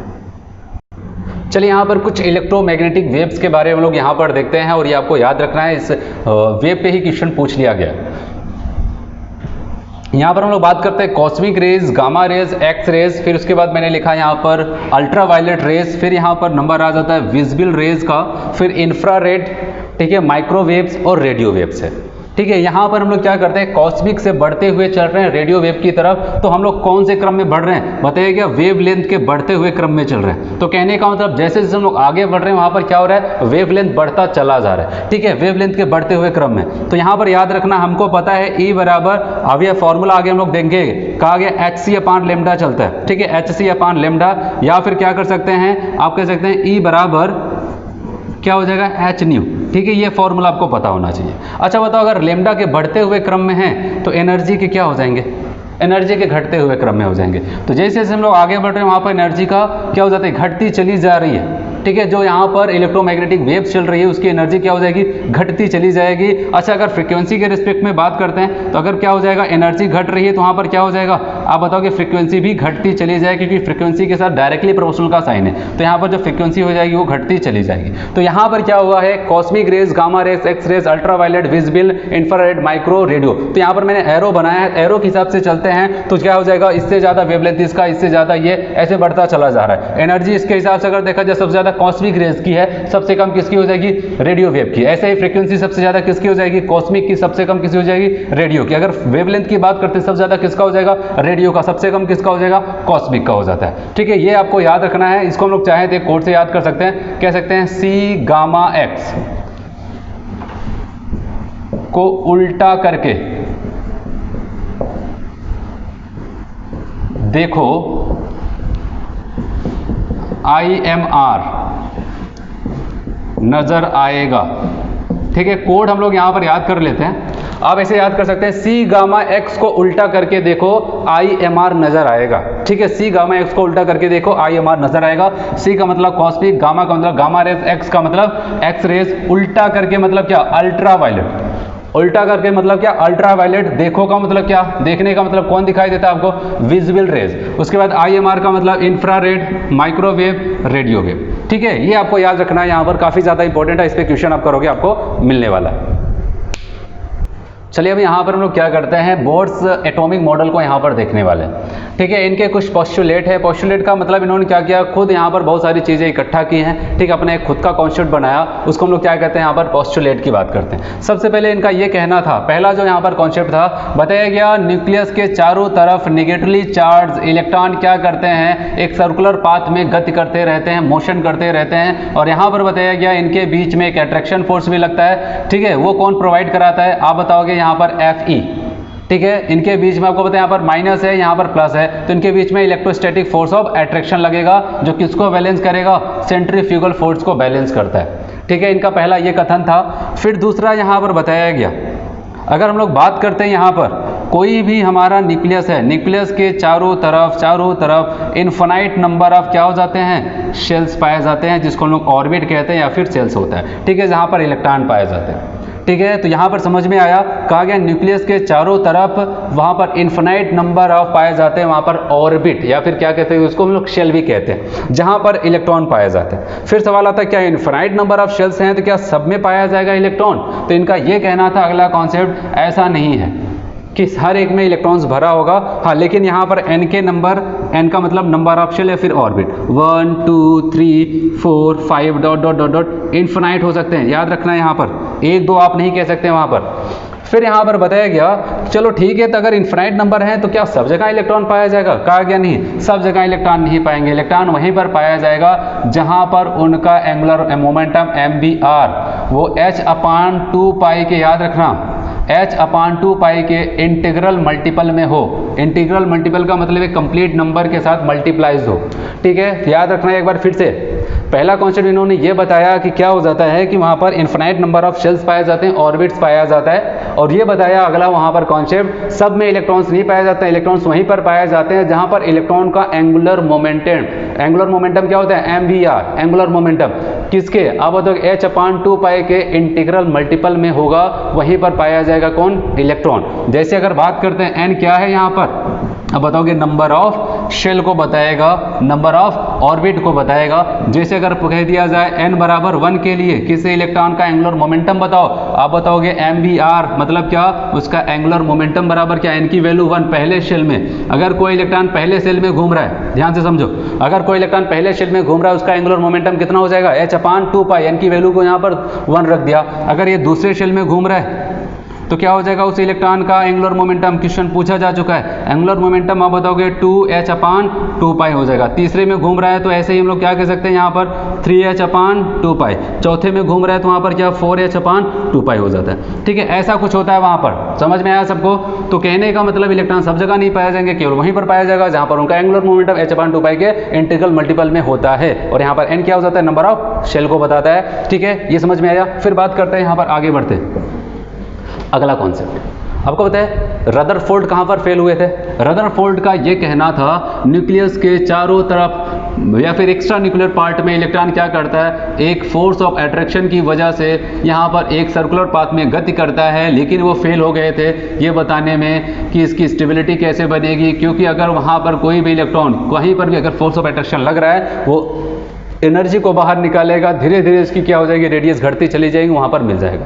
तो उस बात को ये कैसे समझाते हैं यहाँ पर, ठीक है, उस कॉन्सेप्ट को ये कैसे समझाते हैं यहाँ पर, इसको हम लोग सीखते हैं। ये काफ़ी इंपॉर्टेंट है क्योंकि वो अगले रदरफोर्ड के मॉडल को ये रिप्लेस कर रहे हैं। तो कैसे करते हैं, इनका ये कहना था, ध्यान से समझना, न्यूक्लियस के बाहर किसी सर्कुलर पथ में इलेक्ट्रॉन क्या करता है, मोशन तो करता है, ठीक है, इलेक्ट्रॉन क्या करता है, एक यहाँ पर सेलुलर पाथ में गति करता रहता है, लेकिन ना तो एनर्जी को रिलीज करता है ना तो एनर्जी को एब्जॉर्ब करता है। एक बार फिर से बात को समझो, एनर्जी को ना तो ये रिलीज करता है ना तो एनर्जी को एब्जॉर्ब करता है। ठीक है, और यही चीज़ वहाँ पर नहीं था। ठीक है, उनका ये कहना था बस वो गति कर रहा है, तो वहाँ पर बताया गया कि अगर गति कर रहा है तो इलेक्ट्रॉन को क्या करता है, वो हर एक मोशन के दौरान एनर्जी को निकालेगा, लेकिन इनका ये कहना था एनर्जी को ना तो निकालता है ना तो एब्जॉर्ब करता है। फिर बताया गया सच में ऐसा होता है, कहा गया हाँ, अगर कोई भी इलेक्ट्रॉन एक पर्टिकुलर ऑर्बिट में, ध्यान रखना यहाँ पर बात को फिर से समझ रहे हैं, किसी एक पर्टिकुलर ऑर्बिट में अगर गति करेगा तब ना तो एनर्जी को एब्जॉर्ब करेगा ना तो रिलीज करेगा। लेकिन अगर कभी उसका मन कहता है, उसका मन क्या कहता है कि ठीक है घूमने का मन कर रहा है, ठीक है, मान लिया यहाँ पर कोई इलेक्ट्रॉन है, ठीक है, यहाँ पर जो KLMN ये हमारे शेल हो गए, यहाँ पर इस सेल की जो एनर्जी है E1, इसकी E2 है, इसकी E3 है, इसकी E4 है, और यहाँ पर अभी कोई इलेक्ट्रॉन अगर तीसरे वाले शेल में है, M वाले शेल में है, अगर वो मोशन कर रहा है, इसे गति कर रहा है, इसका मतलब एनर्जी को ना तो एब्जॉर्ब कर रहा है ना तो उसको रिलीज कर रहा है। फिर क्या बताया, क्या कभी नहीं होता है एब्जॉर्प्शन, कभी नहीं होता है इमिशन, कहा गया होता है। कब, जब वो किसी एक सेल से किसी दूसरे सेल में जंप करना चाहते हैं। ठीक है, जैसे मान लिया ये तीसरे सेल से क्या कर रहे हैं, चौथे में जाने की कोशिश कर रहे हैं, तो कहा गया एनर्जी का इमिशन और एब्जॉर्प्शन तभी होगा जब कोई इलेक्ट्रॉन किसी एक सेल से दूसरे सेल में जाने की कोशिश करेगा, तभी उस समय वहाँ पर एनर्जी इमिट भी हो सकती है और एब्जॉर्ब भी हो सकती है। समझ में आया, जब तक एक सेल से दूसरे सेल में नहीं जाएंगे तब तक ना तो इमिशन होगा ना तो एब्जॉर्प्शन होगा, किसी पर्टिकुलर में अगर है तो। अब चलिए यहाँ पर कब इमिशन होगा, कब एब्जॉर्प्शन होगा, हम लोग इसको देखते हैं। यहाँ पर बात करते हैं, जैसे कि अगर मान ले n बराबर 3 में है, ये तीसरे सेल में चौथे सेल में जाना चाहता है, ठीक है, तो कैसे जा सकता है, उसके लिए मैं आपको थोड़ा सा कॉन्सेप्ट सिखा रहा हूँ। सबसे पहले याद रखना, न्यूक्लियस के करीब में जो सेल पाया जाता है इसकी एनर्जी सबसे कम होती है, और जैसे जैसे हम लोग न्यूक्लियस से दूर बढ़ते हैं, दूर जाते हैं, ठीक है, एनर्जी क्या हो जाती है, बढ़ती चली जाती है। अगर मैंने E1, E2, E3, E4 लिखा है, अगर एनर्जी का यहाँ पर ऑर्डर देखा जाए, याद रखना E1 से ज़्यादा एनर्जी E2 की होगी, E2 से ज़्यादा E3 से होगी, E3 से ज़्यादा किसका, E4, ऐसे ऐसे हो जाएगा। तो जैसे जैसे हम लोग न्यूक्लियस से दूर जाते हैं, यहाँ पर क्या हो जाता है, सेल की एनर्जी, ऑर्बिट की एनर्जी बढ़ती चली जाती है। अगर कभी भी आपसे क्वेश्चन पूछ लिया जाए, एक कोई न्यूक्लियस है, उसके बाहर 4 सेल पाया जाता है, 4 ऑर्बिट पाया जा रहा है, बताओ किसकी एनर्जी सबसे कम होगी, तो आप बताओ जो न्यूक्लियस के पास होगा उसकी एनर्जी सबसे कम हो जाती है। ठीक है, अब यहाँ पर बात आता है, अगर कोई इलेक्ट्रॉन पहले सेल में मोशन कर रहा है, इसका मतलब क्या है, उसकी एनर्जी, इलेक्ट्रॉन की एनर्जी पहले सेल की एनर्जी के बराबर है। अगर कोई दूसरे में मोशन कर रहा है, मतलब उस इलेक्ट्रॉन की एनर्जी दूसरे सेल की एनर्जी के बराबर है। अगर कोई तीसरा है तो इसका मतलब उसकी एनर्जी तीसरे के बराबर है। अब कोई तीसरे से जाना चाहता है चौथे में, तो कैसे जा सकता है, इसका मतलब E4 की एनर्जी ज़्यादा है और इनकी एनर्जी केवल इस तीसरे काल में रहने लायक है। अब केवल एक ही ऑप्शन बचता है, इनको कोई एनर्जी दे और वो क्या करें, इतनी एनर्जी को एब्जॉर्ब कर ले कि वो क्या करते हैं, अपनी एनर्जी लेवल को E3 से E4 लेवल तक पहुंचा दे। E4 की जितनी एनर्जी है उतनी एनर्जी इनकी हो जाए। और ये कैसे हो सकता है, खुद के पास उतनी एनर्जी है नहीं, उनकी एनर्जी खुद की जो है वो केवल तीसरे सेल में रहने लायक है। अब इस कंडीशन में वो क्या करते हैं, वो सोर्स ढूंढते हैं, कोई इनको क्या दे दे, एनर्जी दे दे। ठीक है, वो क्या करेंगे, एनर्जी को एब्जॉर्ब करेंगे। क्या करने वाले हैं, वो एनर्जी को एब्जॉर्ब करेंगे और एब्जॉर्ब करके क्या कर जाते हैं, अपनी एनर्जी लेवल को E4 एनर्जी सेल के लेवल तक पहुंचा देंगे और यहां से जंप करके यहां पर आ जाते हैं। ठीक है, जंप करना था, इस कंडीशन में उन्होंने क्या किया, एनर्जी को एब्जॉर्ब किया। ठीक है, अब हम लोग बात करते हैं यहां पर, जैसे कि अगर इनका मन हुआ, ठीक है, ये घूम के चले आए, अब यहां पर चौथे सेल में वो चले गए। ठीक है, ऐसा था, एक बार फिर से समझना यहां पर। ठीक है, चौथे सेल में आ चुके हैं। अब यहाँ पर जैसे वो पहुँचते हैं तो उनको पता चलता है यहाँ पर हमारी स्टेबिलिटी ज़्यादा अच्छी नहीं, क्योंकि आपको पता है कोई भी अगर स्टेबल होना चाहता है वो ज़्यादा एनर्जी नहीं रखना चाहता है, हर कोई कम एनर्जी रखना चाहता है। ज़्यादा एनर्जी होगी तो स्टेबिलिटी कम हो जाएगी। अब वैसे यहाँ पर क्या हो जाता है, ये चला तो जाता है, मान लिया यहाँ से ये तीसरे से चौथे में चला गया, लेकिन अब क्या हुआ, अब ये चौथे में जाते हैं, इनको लगता है हमने बड़ी भूल कर दी, ठीक है, हमको यहाँ पर नहीं आना चाहिए, तो यहाँ पर तो मेरी स्टेबिलिटी बहुत कम है। अब ये क्या करते हैं, सोचते हैं बस कुछ ऐसा कर लिया जाए कि हम फिर से जहाँ से आए थे वहीं पर पहुँच जाएं। ठीक है, मतलब वो तीसरे वाले सेल में फिर आना चाहते हैं, लेकिन कैसे आ जाएंगे, आपको बताएं, अगर ये यहाँ पर है, इनकी एनर्जी ज़्यादा है, ठीक है, और तीसरे में आने के लिए इनको एनर्जी को अपने कम करनी पड़ेगी। और कैसे कम करेंगे, ये एनर्जी को इमिट करते हैं, क्या करते हैं, एनर्जी को इमिट करेंगे। ध्यान रखना, ये क्या करते हैं, एनर्जी को इमिट करते हैं, hν, एनर्जी को इमिट करेंगे। जब एनर्जी को कम करते चले जाएंगे और एनर्जी कम होते होते इतनी हो जाए कि इनकी एनर्जी इस तीसरे सेल की एनर्जी के बराबर आ जाएगी, तो आप बताओगे ये तीसरे वाले सेल में जंप कर जाएंगे। तो कहने का मतलब, जब इनको हायर एनर्जी लेवल में जाना पड़ता है तो एनर्जी को एब्जॉर्ब करते हैं। जब इनको क्या हो जाता है, हायर एनर्जी वाले सेल से लोअर एनर्जी वाले सेल में आना पड़ता है, तो ये क्या करते हैं, एनर्जी को इमिट करते हैं। समझ में आया इनका कॉन्सेप्ट? चलिए यहाँ पर हम लोग बात करते हैं बोहर्स ने कौन कौन से कॉन्सेप्ट्स दिए। ठीक है, अपना वहाँ पर पूरा मॉडल बनाया, वहाँ पर पोस्टुलेट्स दिए, बहुत सारी चीज़ें बताई। अब वहाँ पर क्या बता रहे हैं, बात को और आगे भी लेके चल रहे हैं। यहाँ पर इन्होंने बताया रेडियस के बारे में बताया, रेडियस के कैलकुलेशन के बारे में बताया। सबसे पहले याद रहना चाहिए आपको, यहाँ पर जो भी फॉर्मूले हम लोग पढ़ने वाले हैं, जो बोर्ड्स ने जितने भी कॉन्सेप्ट बताए, ये किसके लिए एप्लीकेबल होंगे? For H and H like atoms. ठीक है, H and H like atoms या फिर कह सकते हैं आयंस। ठीक है, इनके लिए एप्लीकेबल होगा। जैसे कि अगर हम लोग बात करते हैं यहाँ पर He+, ठीक है, Li2+, Be3+, ठीक है, इन सब के लिए एप्लीकेबल होगा जो hydrogen like atom. Hydrogen like atom का मतलब यहाँ पर हाइड्रोजन के पास कितने इलेक्ट्रॉन होता है? 1। हीलियम के पास क्या हो जाता है? 2, लेकिन एक H+ का मतलब केवल 1 इलेक्ट्रॉन है। लिथियम के पास 3 होता है, 2 निकल गया मतलब कि 1 है। बेरिलियम के पास यहाँ पर क्या हो जाता है? 4 होता है, 3 निकल गया 1। तो कहा गया ये केवल और केवल एप्लीकेबल होगा हाइड्रोजन और हाइड्रोजन लाइक एटम के लिए एप्लीकेबल होता है। चलिए यहाँ पर रेडियस का जो फॉर्मूला इन्होंने बनाया, ठीक है, हम लोग यहाँ पर जल्दी से इसको देख रहे हैं। कहा गया n²h²ε0/πm_ZE² आ जाता है। ठीक है, आपको पता है यहाँ पर H क्या हो जाता है? प्लैंक्स कांस्टेंट होता है, ये ε0 होता है, पाई हुआ, और यहाँ पर m हो जाता है मास ऑफ इलेक्ट्रॉन हुआ, यहाँ पर क्या हो जाता है? Charge of electron. सारी वैल्यू जो यहाँ पर दी गई हैं, ठीक है, इन सबको हम लोग सॉल्व करते हैं। और यहाँ पर जो n है, n हमारा क्या बताता है? ये नंबर ऑफ शेल को बता रहा है, नंबर ऑफ शेल या फिर ऑर्बिट को बता रहा है। और Z यहाँ पर क्या होता है? आपको पता है यहाँ पर Z हमारा एटॉमिक नंबर को बताएगा, एटॉमिक नंबर को बताएगा। तो कहने का मतलब यहाँ पर हम लोग किसको परिवर्तित कर सकते हैं? तो आप बताओ कि जितना मैंने यहाँ पर बताया ε0 H², इन सब की वैल्यू को रख गया, सॉल्व किया गया, तो यहाँ पर वैल्यू निकल के आता है 0.529। और यहाँ पर क्या बचा रह गया जिसको हम लोग बदल सकते हैं? आप बता सकते हैं यहाँ पर n और z। तो यहाँ पर बचा क्या? n²/z। तो फॉर्मूला ये बन के तैयार हो जाता है। जब न्यूमेरिकल की बात आती है तो इस फॉर्मूले को आगे लेकर के हम लोग चलते हैं और यहाँ पर एंगस्ट्रॉम में वैल्यू आएगा। फिर बताया जाएगा 2 डिफरेंट स्पीसीज दे दी जाती है। आपसे कह दिया जाएगा 2 स्पीसीज हैं, उनके सेल के नंबर, उनके जेड के नंबर में परिवर्तन कर सकते हैं। और आपसे वहाँ पर रेडियस का रेशियो पूछा जा सकता है, तो वहाँ पर हम लोग आसानी से कर सकते हैं। मान लें यहाँ पर कोई एक पहली स्पीसीज थी, 1 थी, इसके रेडियस की बात हुई तो हमने इसको Rn मान लिया और इसी फॉर्मूले पे क्या किया, यहाँ पर जो n था इसको 1 मान लिया। ठीक है, जो भी वहाँ पर सेल का नंबर होगा, यहाँ पर z का नंबर जो होगा उसको 1 मान लिया। ठीक है, ये फॉर्मूला यूज़ किया। और 2 के लिए यहाँ पर 0.529 n²/z2 यहाँ पर करते हैं, n2²/z2 कर देते हैं। अब क्या करना है? इन दोनों का रेशियो लेना है। ठीक है, जब रेशियो लेंगे तो यहाँ पर कांस्टेंट वाली वैल्यू का जो टर्म है वो तो कैंसिल आउट हो जाएगा। ठीक है, कैंसिल आउट हो जाएगा। यहाँ पर आपको दिख रहा है Rn का n के साथ, ठीक है, नंबर ऑफ शेल के साथ क्या होता है? डायरेक्टली प्रोपोर्शनल का साइन होता है, और यहाँ पर z के साथ इनवर्सली का होगा। इसलिए क्या हो जाएगा? सेल के n1/n2 का स्क्वायर होगा इंटू Z2/Z1 हो जाएगा। ठीक है, ये फॉर्मूला हम लोग यूज़ करते हैं जब क्वेश्चन हम लोग करते हैं। ठीक है, ये काफ़ी इंपॉर्टेंट क्वेश्चन इस पे बनते रहते हैं। ठीक है, तो ये फॉर्मूला पता होगा तभी आपको वहाँ पर ही क्वेश्चन आप कर सकते हो। चलिए यहाँ पर एनर्जी के कैलकुलेशन की बात करते हैं। कोई भी इलेक्ट्रॉन किसी एक पर्टिकुलर सेल में क्या कर रहा है? किसी एक पर्टिकुलर सेल में मोशन कर रहा है, तो वहाँ पर हम लोग क्या जानते हैं? वहाँ पर उसकी टोटल कौन कौन सी एनर्जीज होगी इलेक्ट्रॉन के पास? बताओगे, उसके पास काइनेटिक एनर्जी भी पाया जाता है और वहाँ पर उसके पास पोटेंशियल एनर्जी भी पाया जाता है। दोनों एनर्जी का हम लोग सम करते हैं, वहाँ पर सॉल्व करते हैं जो भी कांस्टेंट टर्म है, तो यहाँ पर फॉर्मूला बन के तैयार हो जाता है n सेल के लिए En बराबर -13.6 Z²/n² इलेक्ट्रॉन वोल्ट में वैल्यू आती है। फिर बताइए अगर Z बराबर 1 रखते हैं, Z बराबर 1 का मतलब क्या? हम लोग यहाँ पर बात कर रहे हैं किसके लिए? हाइड्रोजन की बात कर रहे हैं। तो यहाँ पर फॉर्मूला आपका हो जाएगा n सेल के लिए En बराबर -13.6/n² इलेक्ट्रॉन वोल्ट।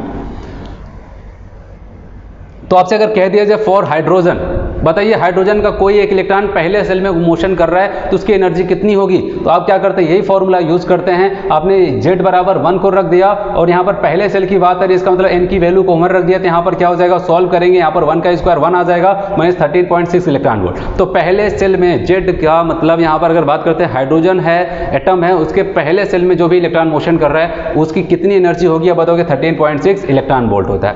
फिर बात करते हैं यहाँ पर अगर कह दिया जाए इलेक्ट्रॉन, अब हाइड्रोजन एटम है लेकिन उसका इलेक्ट्रॉन दूसरे शेल में मोशन कर रहा है, तो आपने क्या किया? n बराबर 2 रख दिया और आपको पता है 2 2 4 हो जाएगा, 13.6/4 कर देंगे, इसको सॉल्व करते हैं 3.4 आ जाता है। और यहाँ पर आपको दिखाई दे रहा है माइनस साइन, और माइनस साइन आपको क्या बता रहा है पता है? माइनस साइन यहाँ पर आपको ये बता रहा है कि क्योंकि मैंने आपको बताया था ये हुआ न्यूक्लियस, ध्यान जल्दी से समझना है यहाँ पर। और न्यूक्लियस के बाहर क्या हो जाता है? इनफिनाइट नंबर ऑफ शेल्स पाए जाते हैं। क्या पाए जाते हैं? इनफिनाइट नंबर ऑफ शेल्स पाए जाते हैं। और आपको पता है कहा जाता है इनफाइनाइट पे, और जैसे हम लोग ऐसे आगे बढ़ते क्या हो जाता है, एनर्जी बढ़ती चली जाती है। और मान लिया जाता है इनफाइनाइट पे उसकी एनर्जी कितनी थी, 0। अब आपको पता है अगर कोई इनफाइनाइट पे अपनी एनर्जी को 0 और मैक्सिमम यहाँ पर 0 रख रहा है इनफाइनाइट पे, और अब अगर वो क्या कर अपनी एनर्जी को घटाएगा तो कहाँ पे जाएगा, माइनस में तो जाएगा, माइनस में क्या और माइनस और माइनस और माइनस। तो कहने का मतलब यहाँ पर पहले सेल में आता है तो बहुत ज़्यादा माइनस, इसलिए कहा गया सबसे कम एनर्जी किसकी होगी, यहाँ पर पहले वाले सेल की हो जाती है। तो यहाँ पर माइनस साइन ये बताता है कि इनफाइनाइट पे इसकी एनर्जी पॉजिटिव में थी, फिर वहाँ से इनफाइनाइट से कोई इलेक्ट्रॉन पकड़ के लेके आ रहे उसकी एनर्जी को, कभी वो इनफाइनाइट भी इतनी एनर्जी के साथ था, ठीक है 0, फिर क्या करते उसको पकड़ के लेके आते, कहीं पर उसकी एनर्जी को कम करते चले जाते हैं, माइनस में लेके जा रहे हैं, कम करते चले जा रहे हैं, कम करते चले जा रहे हैं, ले जाकर उसको पहले सेल में छोड़ देते हैं। तब जा करके हमने उसकी एनर्जी को इनफाइनाइट के लेवल पे जा करके कितना कम किया बताओगे, मैंने 13.6 इलेक्ट्रॉन वोल्ट। अगर कल को हम लोग क्या कहते हैं, कह दिया अच्छा इतनी एनर्जी घटा करके पहले सेल में पहुंचा है, एक काम करते इतनी एनर्जी इसको दे देंगे, जब इतनी एनर्जी दे देंगे तो ये कहां पर पहुंच जाएगा, फिर से इनफिनाइट पे चला जाएगा। फिर किसी ने कहा कोई हाइड्रोजन का इलेक्ट्रॉन है दूसरे सेल में है, वो क्या कर जाता है, इसका मतलब इनफिनाइट से चला होगा और चल के क्या होगा, अपनी एनर्जी को घटाते घटाते वो दूसरे सेल में आता है। कितनी एनर्जी को घटाया, -13.4 इलेक्ट्रॉन वोल्ट एनर्जी को घटाया, ठीक है, तब जाकर वो दूसरे सेल में आके रुकता है। अगर कल को कह दिया जाए आप इतनी एनर्जी इसको दे दो, तो जाहिर सी बात इतनी एनर्जी इसको और दे दिया तो ये कहां पर पहुंच जाएगा, आप बताओगे ये पहुंच जाता है वहां पर 3.4 है, ठीक है, यहाँ पर आप बताओगे 3.4 इलेक्ट्रॉन वोल्ट है। जब इसको हम लोग एनर्जी इतना दे देंगे तो इसका मतलब ये फिर से इनफाइनाइट जहाँ से आया है वहीं पर फिर भी पहुँच जाएगा। तो ये चीज़ें होती हैं। तो आपको डिफरेंट सेल के लिए वैल्यू देखनी है, तो आप यहाँ पर सेल के नंबर को रख देंगे। दूसरे के लिए यहाँ पर रख दिया 2 का स्क्वायर 4 हो गया, तीसरे के लिए 3 3 यहाँ पर 9 हो जाएगा। तो आप यहाँ पर रख करके उसको देख सकते हो, ठीक है। अब यहाँ पर बात करते हैं, अगर 2 डिफरेंट स्पीसीज दे दी जाए आपको और उनके एनर्जी का रेशियो पूछा जाए, तो मान लिया पहला वाला जो स्पीसीज था 1 था, इसके लिए फॉर्मूला यही यूज करते हैं, ये वाला -13.6 Z1 square upon N1 square electron volt हुआ। दूसरे के लिए -13.6 Z2 square upon N2 square electron volt हुआ। अगर इन दोनों का रेशियो लेंगे तो ये कांस्टेंट वाले टर्म है, आपको पता है ये कैंसिल आउट हो जाएगा, यहाँ पर ये कैंसिल हो गया और आपको दिख रहा है यहाँ पर En जो है यहाँ पर एनर्जी, आप बताओगे यहाँ पर एटॉमिक नंबर के डायरेक्टली है और नंबर ऑफ शेल के इनवर्सली है, ठीक है, ये चीज़ें हो जाती हैं। तो यहाँ पर क्या हो जाएगा, आपको ये दिख रहा है कि Z1 square upon Z2 square into NO2 square upon N1 square आ जाता है, ठीक है, समझ में आ रहा है सबको। अच्छा एक बात यहाँ पर ये देखते हैं, यहाँ पर ध्यान देना, यहाँ पर एक माइनस साइन लगा है, ठीक है, माइनस साइन लगा है, इसका मतलब क्या हो जाएगा, आप देखो अगर हम लोग क्या करते हैं सेल के नंबर को बढ़ाते चले जाएंगे तो एनर्जी क्या हो जाएगी, आप खुद सोचो, बढ़ेगी कि घटेगी, एनर्जी बढ़ती चली जाएगी। अगर यहाँ पर प्लस साइन होता तो एनर्जी क्या हो जाती, घटती चली जाती, ठीक है, अगर यहाँ पर प्लस साइन होता तो क्या हो जाता है, एनर्जी ओवरऑल घटती चली जाती, लेकिन यहाँ पर माइनस साइन है, इसलिए क्या हो जाएगा, अगर सेल के नंबर को बढ़ाएंगे एनर्जी भी बढ़ती चली जाती। वही तो मैंने कहा, इससे ज़्यादा इसकी एनर्जी, इससे ज़्यादा इसकी एनर्जी, जैसे जैसे आप जाओगे ऊपर एनर्जी क्या हो जाती है, बढ़ती चली जाती। तो ध्यान रखना था, यहाँ पर ये एनर्जी का कॉन्सेप्ट हो गया, काफ़ी ज़्यादा इंपॉर्टेंट है। तो यहाँ पर ये आपको इसके फॉर्मूले वगैरह जो हैं इसको देखना है, फॉर्मूला बेस्ड क्वेश्चन इस पर पूछा जाता है। चलिए यहाँ पर हम लोग बात करते हैं वेलोसिटी कैलकुलेशन की बात करते हैं, ठीक है। बोहर्स ने क्या किया, यहाँ पर किसी n सेल में, किसी n नंबर ऑफ शेल में कोई इलेक्ट्रॉन प्रेजेंट है तो किस वेलोसिटी के साथ मोशन करेगा, उसकी वेलोसिटी क्या होगी, उसके बारे में यहाँ पर उन्होंने फॉर्मूला बताया। तो Vn किसी nth सेल में मोशन कर रहा है तो बताइए ZE square upon 2HF0 n बताया, ठीक है। जहाँ पर आपको बताया E के बारे में, ये क्या हो जाए, चार्ज ऑफ इलेक्ट्रॉन 2HF0। यहाँ पर आपको बताइए कॉन्स्टेंट्स हैं, इनकी वैल्यू को वहाँ पर पुट करेंगे, सॉल्व करेंगे, तो यहाँ पर वैल्यू आती है यहाँ पर 2.18 इंटू 10 की पावर 8, और आपको बताया Z और N में परिवर्तन किया जा सकता है, Z अपॉन N, और यहाँ पर वैल्यू याद रहे हमने किसने पे लिखा है, यहाँ पर सेंटीमीटर पर सेकेंड में लिखा है, याद रहे यहाँ पर 2.18 इंटू 10 की power 8 Z upon N centimetre पर सेकेंड में ये वैल्यू आती है, वेलोसिटी का कैलकुलेशन आता है। तो ये हो जाता है। तो अगर आपको 2 डिफरेंट स्पीसीज मिलते हैं तो आपको पता है वहाँ पर एक बार फिर से V1 upon Vn1 upon Vn2 करेंगे तो ये कांस्टेंट वाले टर्म तो यहाँ पर तो कैंसिल हो जाएंगे,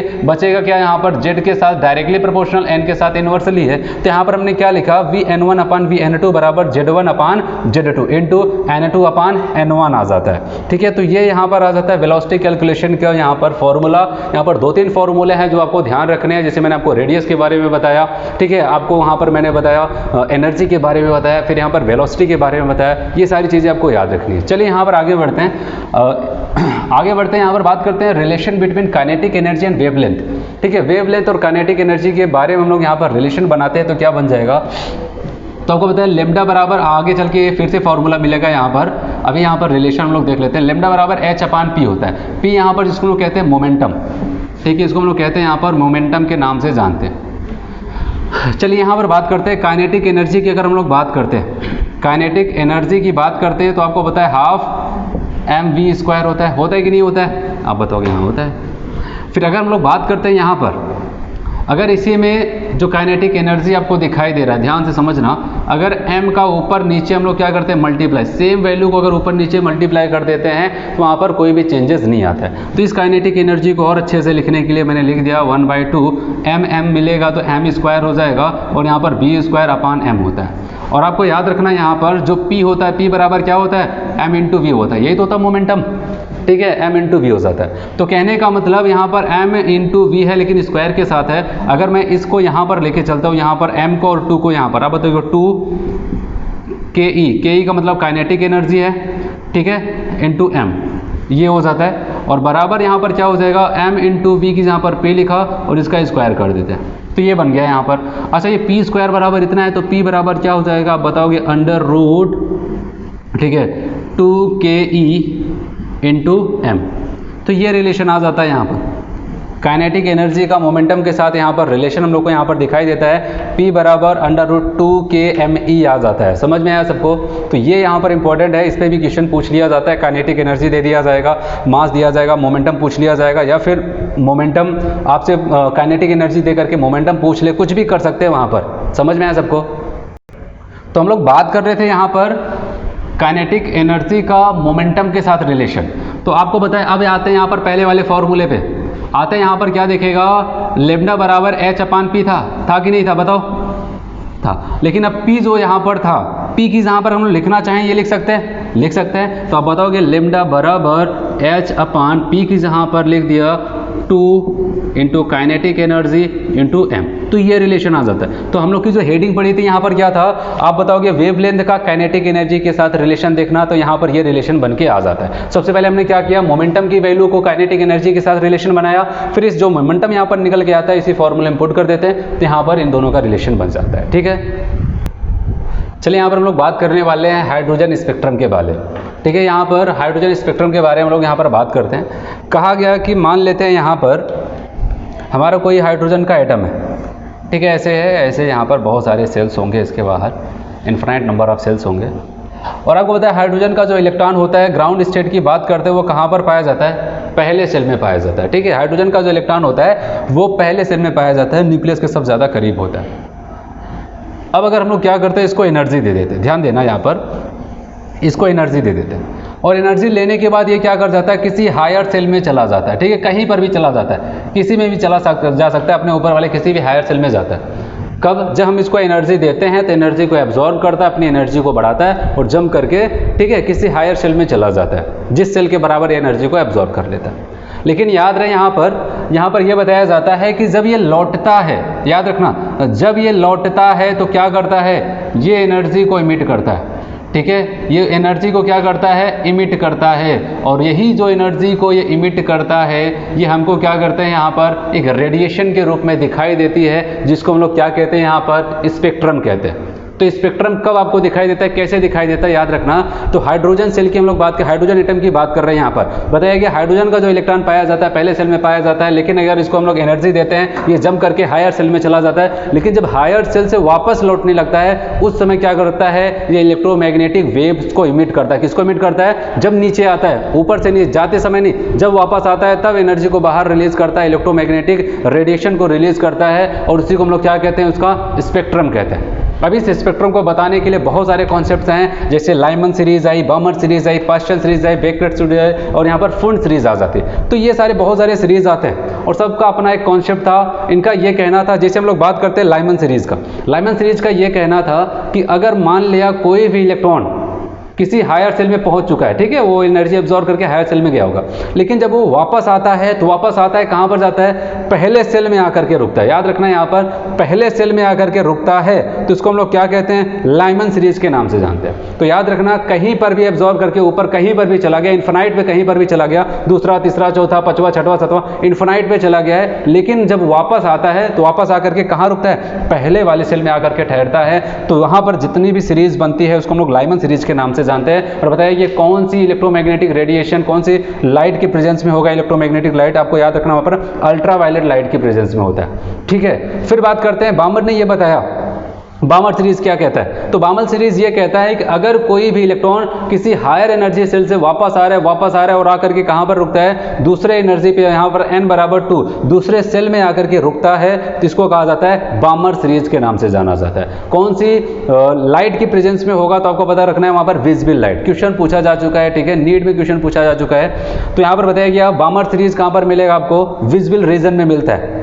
ठीक है, कहां से आता है, कहीं से भी आएगा, लेकिन आकर के कहां पर, दूसरे पे रुकता है।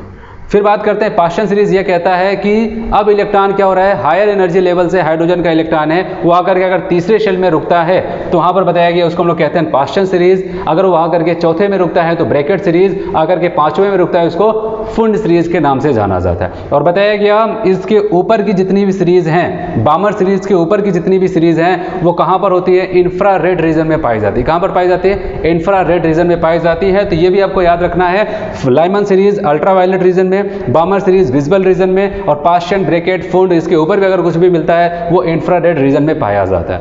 अब बात करते हैं कहां पर कितनी स्पेक्ट्रम लाइंस बन सकती हैं। तो यहां पर आपको बताया गया है, याद रखना है, स्पेक्ट्रम लाइन की बात करते हैं। नंबर है स्पेक्ट्रम लाइन के लिए आप फॉर्मूला यहां पर यूज कर सकते हैं, n2 - n1 into n2 - n1 + 1/2। ठीक है, ये फॉर्मूला आपको यूज करना है। ठीक है, इस फॉर्मूले से आप वहां पर कितने नंबर ऑफ स्पेक्ट्रम बन रहे हैं उसको आसानी से बता सकते हैं। याद रहे n2 यहाँ पर किस सेल में है, एक्साइटेड सेल की बात हो रही है, और यहाँ पर n1 कौन सा ग्राउंड सेल है, कहाँ पर आकर के इलेक्ट्रॉन रुक रहा है। ठीक है, कहाँ से चला है और कहाँ पे आकर के रुक रहा है। n1 क्या बता रहे हैं, कौन से हायर एनर्जी लेवल से वो चलना शुरू करता है, और n2 कहता है कौन सी एनर्जी लेवल पे आकर के रुकता है। ठीक है, यहाँ पर वैल्यू को पुट कर देंगे और आप यहाँ पर निकालोगे तो आपको यहाँ पर नंबर ऑफ स्पेक्ट्रम लाइंस मिल जाती है। ठीक है, तो ये हो जाता है यहाँ पर। और एक चीज़ याद रखिए, केवल हाइड्रोजन के लिए है, एप्लीकेबल है, और इसके अलावा और किसी के लिए नहीं है। ठीक है, समझ में आया सबको।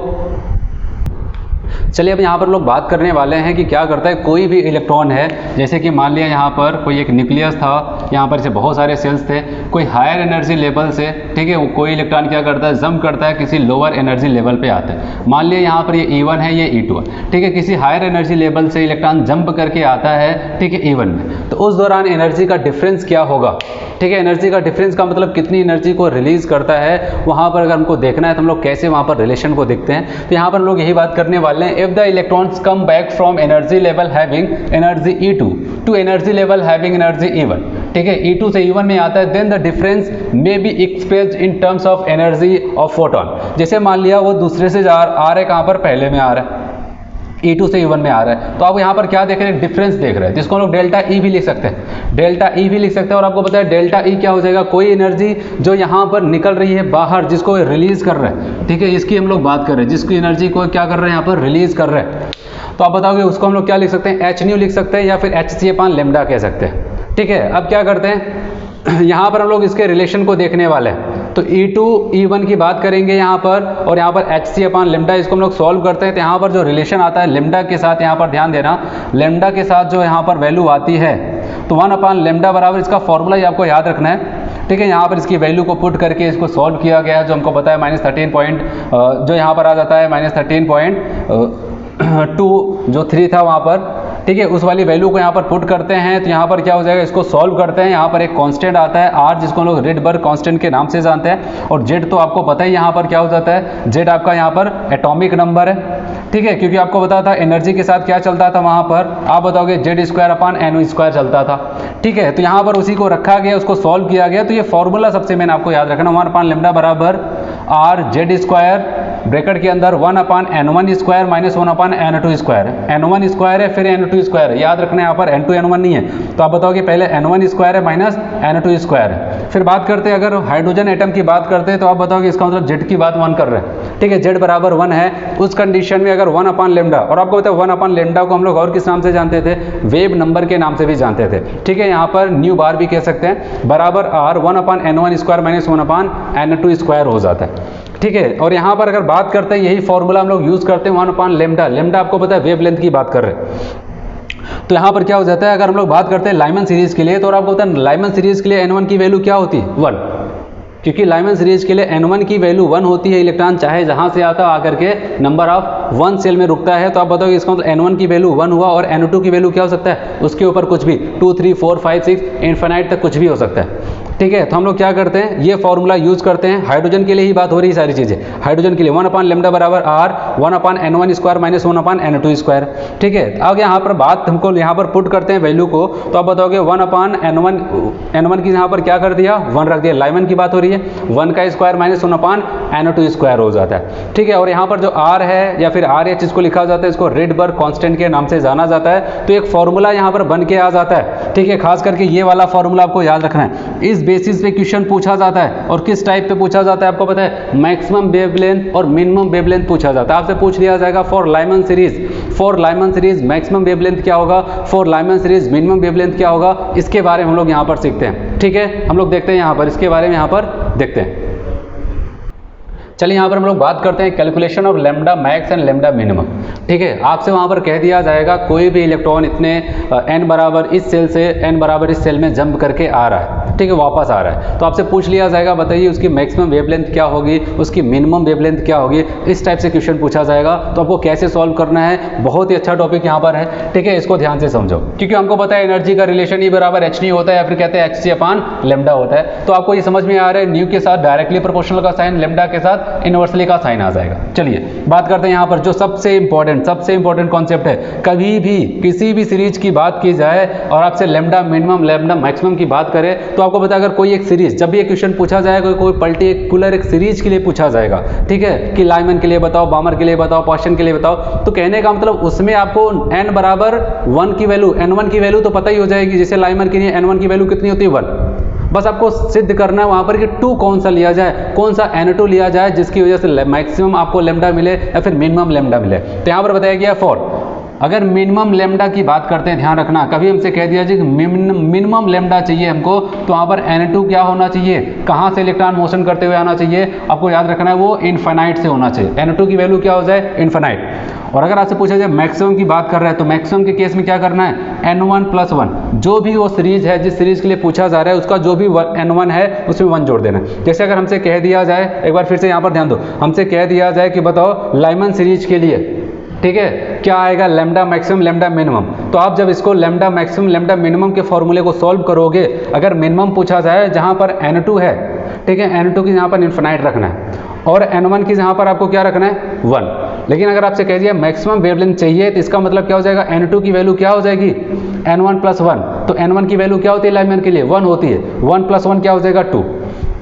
इसका मतलब कहाँ से आना चाहिए, n2 हमारा दूसरा सेल होना चाहिए, n1 तो पहला तो होगा ही लाइमन के लिए। चलिए आते हैं यहाँ पर फॉर्मूला कौन सा यूज करना है। फॉर्मूला आपको यूज करना है यहाँ पर ये 1/λ बराबर r 1/n1 square minus 1/n2 square. ठीक है, अगर किसी ने कहा कि लैम्डा मैक्सिमम निकालना है, तो लैम्डा मैक्सिमम का मतलब क्या हो जाएगा, आपका ये n कौन सा होना चाहिए, n2, क्योंकि n1 तो सबका फिक्स होता है, उसमें कुछ नहीं करना है। और यहाँ पर n2 क्या हो जाएगा, मैक्सिमम के केस में मैंने बताया क्या करना था, n1+1 करना था, तो मैक्स निकालना था, इसलिए मैंने क्या किया, n2 की जहाँ पर क्या लिख दिया, n1+1 का स्क्वायर कर दिया। चलिए यहाँ पर रखते हैं 1/λ बराबर r n1 square minus 1/n2 square की जहाँ पर क्या रखते हैं, वैल्यू को पुट करते हैं।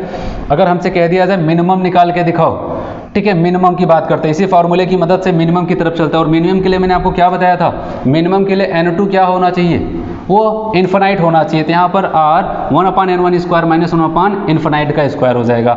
ठीक है, और आपको पता है यहाँ पर ये वैल्यू 0 हो जाएगी, तो 1/λ बराबर r/n1 स्क्वायर। मिनिमम के केस में क्या हो जाएगा, यहाँ पर आप बताओगे 1/λ मिनिमम बराबर r/n1 स्क्वायर, और जब हम लोग लैम्डा मिनिमम निकालेंगे तो क्या हो जाएगा, ठीक है, 1 के साथ है ना ये, तो आप बताओगे n1 स्क्वायर/r, यही तो हो जाएगा। ठीक है, तो लैम्डा मिनिमम निकल जाता है। चलिए यहाँ पर जैसे हम लोग बात करते हैं for Lyman series. Lyman series की बात आई है, कह दिया गया कि लैम्डा मिनिमम बताओ, आपने कहा इसका मतलब n1 की वैल्यू 1 रखना है और n2 की वैल्यू क्या रखना है, इनफिनाइट मिनिमम, मतलब जितनी दूरी से आएगा उतना लैम्डा मिनिमम होगा, जितना करीब होगा उतना लैम्डा बड़ा होगा। तो आप बताओगे 1/λ मिनिमम बराबर r 1/n1 स्क्वायर माइनस 1/इनफिनाइट का स्क्वायर। आपको पता है ये टर्म 0 हो जाएगा, यहाँ पर ये 1 हो जाएगा, तो 1/λ बराबर r हो जाएगा। और इसका मतलब ये तो 1 के साथ है ना, तो लैम्डा मिनिमम बराबर क्या हो जाएगा, वैल्यू पलट जाएगी 1/r। तो लाइमन के लिए लेमडा मिनिमम कितना हो चाहिए 1/r। r क्या है यहाँ पर रिगबर्ट्स कांस्टेंट के नाम से इसको जाना जाता है। लेमडा मिनिमम की बात करते हैं, मैक्स की बात करेंगे, आपको पता है इसका तो फिक्स होता है n1, हाँ n2 को हम लोग को याद रखना है n1 + 1, और आपको पता है लाइमन के लिए n1 क्या होता है 1, और +1 किया तो यहाँ पर आ जाता है 2। वैल्यू को यहाँ पर रखते हैं, पुट करते हैं, सॉल्व करते हैं, आपका 1/λ मैक्सिमम बराबर आ जाएगा 3r/4, लेकिन जब मैक्स निकालेंगे तो 1 के साथ 4/3r आ जाता है। ऐसे हम लोग किसी के भी यहाँ पर निकाल सकते हैं। समझ में आया सबको?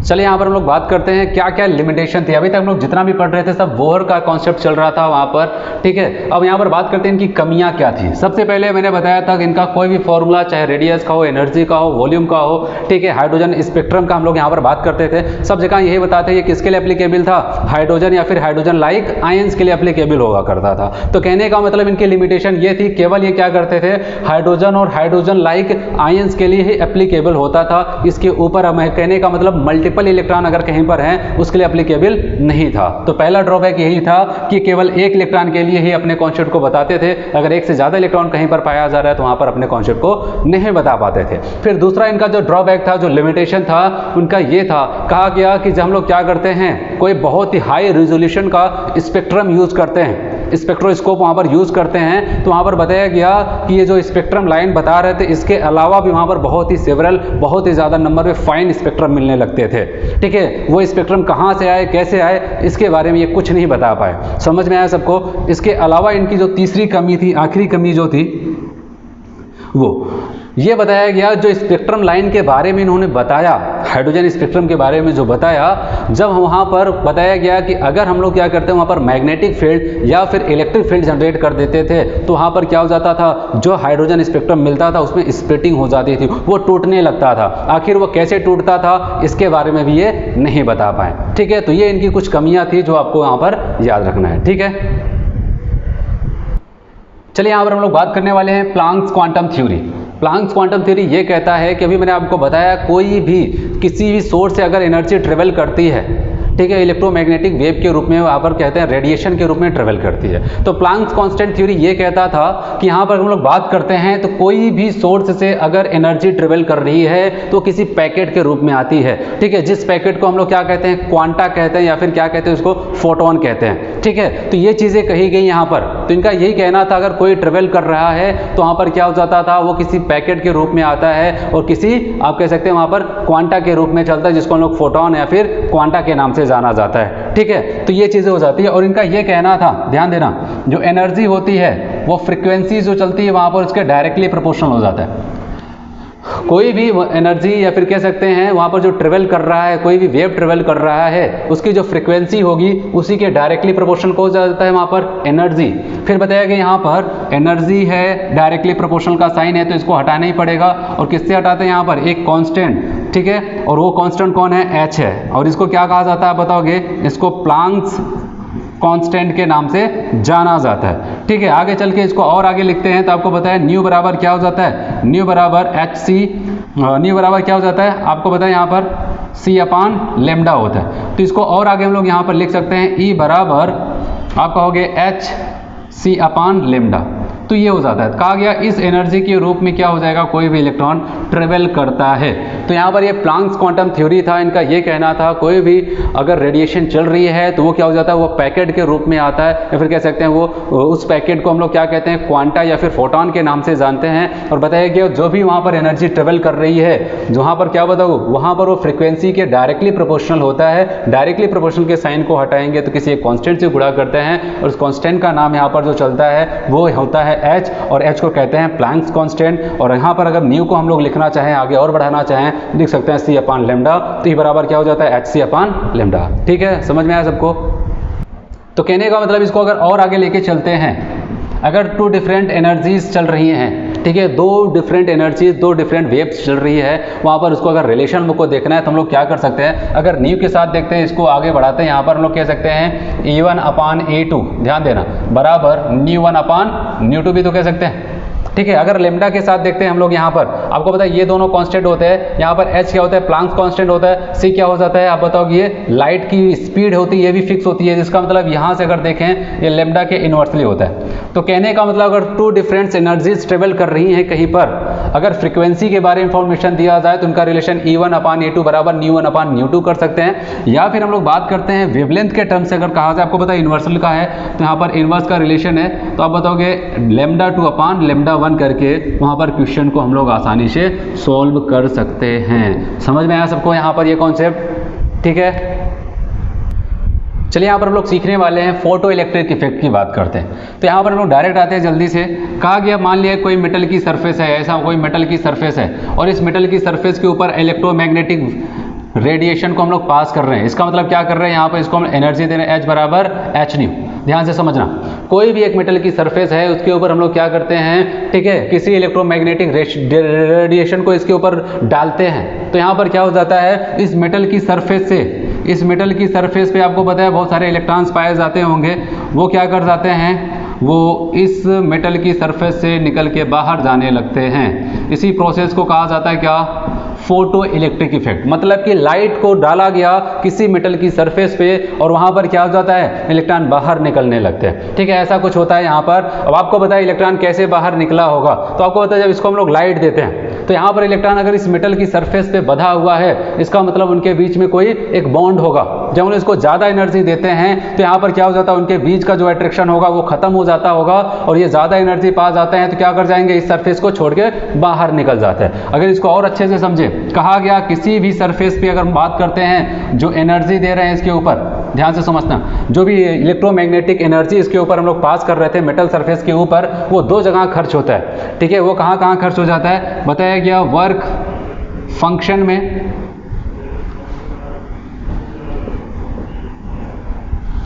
वर्क फंक्शन में और प्लस कहाँ पर, काइनेटिक एनर्जी। ध्यान से समझना,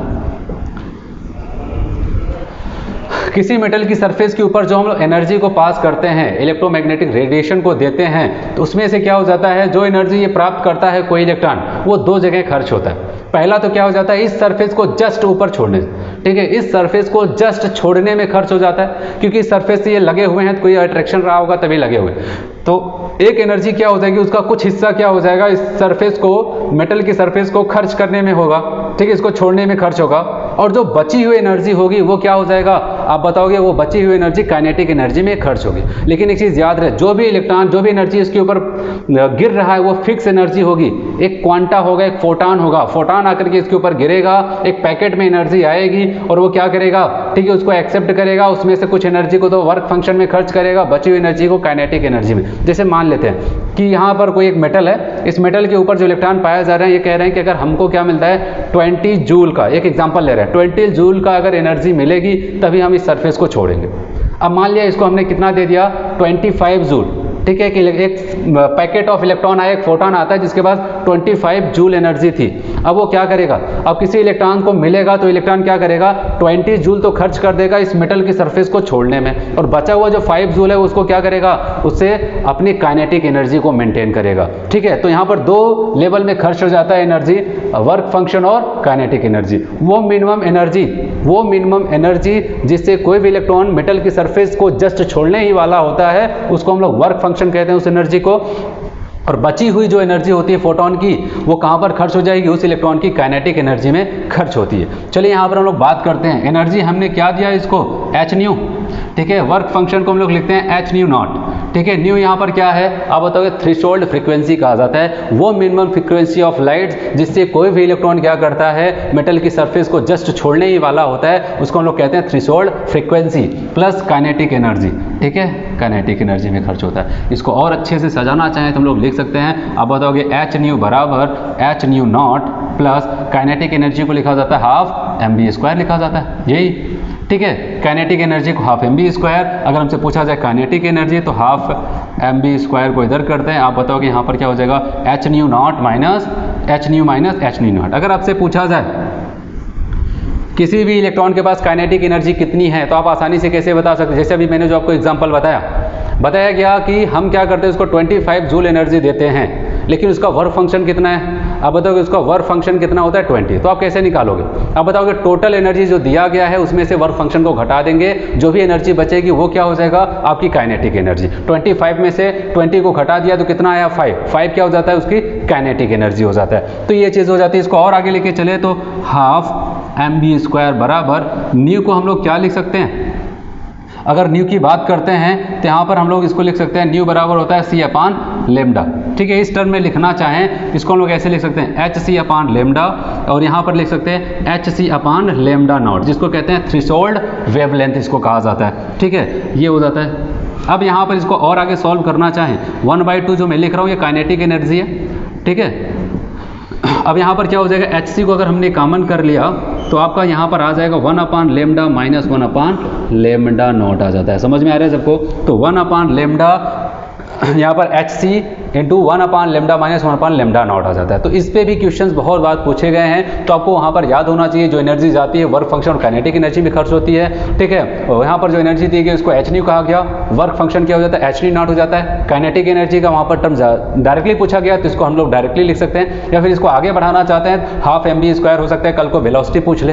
ठीक है, मैक्सिमम वेलोसिटी क्या मिल जाएगी, वहाँ पर स्पीड क्या मिल जाएगा उसको, तो इसका मतलब यहाँ पर ये पूरा सेटअप तैयार करना है, वहाँ से आपको किसको निकालना है, ठीक है, v को निकालना है। ठीक है, ऐसे क्वेश्चंस को वहाँ पर पूछा जा सकता है। ये हुआ फोटो इलेक्ट्रिक इफेक्ट। ठीक है, समझ में आया सबको? चलिए यहाँ पर हम लोग बात करते हैं डी ब्रॉगली हाइपोथेसिस की बात करते हैं। ठीक है, डी ब्रॉगली ने क्या यहाँ पर हाइपोथेसिस बताया जो इलेक्ट्रॉन जो होता है, ठीक है, यहाँ पर ध्यान देना है, जो इलेक्ट्रॉन न्यूक्लियस के चारों तरफ चक्कर लगा रहे हैं उसके दो नेचर हो सकते हैं। ठीक है, वो पार्टिकल नेचर का भी हो सकता है, वो वेव नेचर का भी हो सकता है। ठीक है, वो पार्टिकल नेचर के बारे में भी बताते हैं, वहाँ पर उसके वेव नेचर के बारे में भी बताते हैं। अगर बताया गया वो पार्टिकल नेचर का है तो वहाँ पर जो एनर्जी मिलने वाली है आपको वो क्या हो जाएगा, E बराबर mc² से हम लोग यहाँ पर देखते हैं। ठीक है, अगर वो पार्टिकल है तो वहाँ पर क्या हो जाएगा, उसके मास से यहाँ पर देखते हैं E बराबर mc² लगाएंगे एनर्जी के लिए। अगर वो वेव नेचर का है तो जो अभी हम लोग सीख के आ रहे हैं वो वाला लगाएंगे, E बराबर hν या फिर hc/λ लगाएंगे। ठीक है, तो कहने का मतलब ये भी एनर्जी का टर्म है और ये भी एनर्जी का टर्म है। तो हम लोग क्या कर सकते हैं, इलेक्ट्रॉन तो वही है जो यहाँ पर मोशन कर रहा है, देखो यहाँ पर कैसे ऐसे ऐसे मोशन कर रहा है। ठीक है, तो ये वेव नेचर का हुआ, और यहाँ पर क्या हो रहा है, यहाँ पर एक पर्टिकुलर शेल में ही मोशन कर रहा है सर्कुलर ऑर्बिट में, और ये क्या हो जाता है, वेव की तरह मोशन कर रहा है यहाँ पर न्यूक्लियस के चारों तरफ। तो इसका मतलब ये भी एनर्जी है उसी इलेक्ट्रॉन की, ये भी एनर्जी उसी इलेक्ट्रॉन की। हम एक काम करते हैं दोनों को इक्वल करते हैं, तो आपको मिल जाएगा mc² बराबर hc/λ। यहाँ पर c एक कैंसिल हो जाएगा, यहाँ पर mc बराबर h/λ हो जाएगा, तो mc बराबर h/λ। और आपको पता है mc है यहाँ पर क्या हो जाएगा, मास इंटू वेलोसिटी, इसको हम लोग क्या कह सकते हैं, मोमेंटम भी तो कह सकते हैं। तो यहाँ पर हम इसको p लिख सकते हैं, और या फिर λ बराबर कह सकते हैं h/p, क्योंकि ये मोमेंटम यहाँ पर नीचे गया। और यहाँ पर अगर लिखना चाहें तो लैम्डा की यहाँ पर m इंटू वी भी लिख सकते हो अपन, तो आपका यहाँ पर लैम्डा बराबर h/p, और p को हम लोग क्या लिख सकते हैं, m इंटू वी, तो लैम्डा बराबर h/p, या फिर कह सकते हैं p बराबर λ/h/λ। ये कॉन्सेप्ट चलता है यहाँ पर। चलिए इससे क्या क्या समझ में आता है आपको। अगर हम लोग यहाँ पर ये कॉन्सेप्ट यूज़ करते हैं लैम्डा का मास के साथ रिलेशन, तो लैम्डा का मास के साथ क्या रिलेशन हो जाएगा, इनवर्स का होगा। तो कहने का मतलब एक बड़ा सा पार्टिकल है, तो कहने का मतलब इनका ये था कोई भी पार्टिकल अगर मूव कर रहा है उसके पास दोनों नेचर पाया जाता है। क्या होता है, उसके पास वेव नेचर भी पाया जाता है, और उसके बाद क्या होता है, पार्टिकल नेचर भी पाया जाता है। लेकिन एक चीज़ याद रहे, अगर वहाँ पर क्या हो जाता है, मास उसका ज़्यादा है तो क्या हो जाएगा, वेवलेंथ उसकी कम हो जाएगी, और उसका वेव नेचर आपको बहुत ही कम नज़र आता है। जैसे मान लेते हैं एक बॉल है, ठीक है, वो बहुत बड़ा पार्टिकल है। ठीक है, क्या होता है अगर इसको हम लोग फेंकते हैं तो हमको लगता है वहाँ पर उसका वेव नेचर बहुत ही कम दिखाई देता है, हम लोग को उसका क्या दिखाई देता है, केवल उसका पार्टिकल नेचर दिखाई देता है। क्यों, क्योंकि यहाँ पर उसका मास बहुत ज़्यादा हो जाता है तो उसका वेवलेंथ बहुत कम हो जाता है। जब वेवलेंथ कम हो जाएगा तो वहाँ पर आपको पता है वेवलेंथ कम हो जाएगा तो आपको वहाँ पर वेव नेचर काफ़ी कम दिखाई देता है। लेकिन अगर हम लोग बात करते हैं ये क्या हो जाता है, जब बहुत छोटे पार्टिकल जैसे इलेक्ट्रॉन, प्रोटॉन, न्यूट्रॉन की बात करते हैं, उनका मास बहुत कम होता है। जब उनका मास बहुत कम होगा तो उनका वेवलेंथ क्या हो जाएगा, काफ़ी ज़्यादा होगा, तो वहाँ पर आपको वेव नेचर काफ़ी ज़्यादा नज़र आता है। इसलिए कोई भी मूविंग पार्टिकल के पास दोनों नेचर पाया जाता है, पार्टिकल नेचर भी पाया जाता है और वेव नेचर भी पाया जाता है। तो इससे यह समझ में आता है, अगर हमसे कभी पूछ लिया जाए, ठीक है,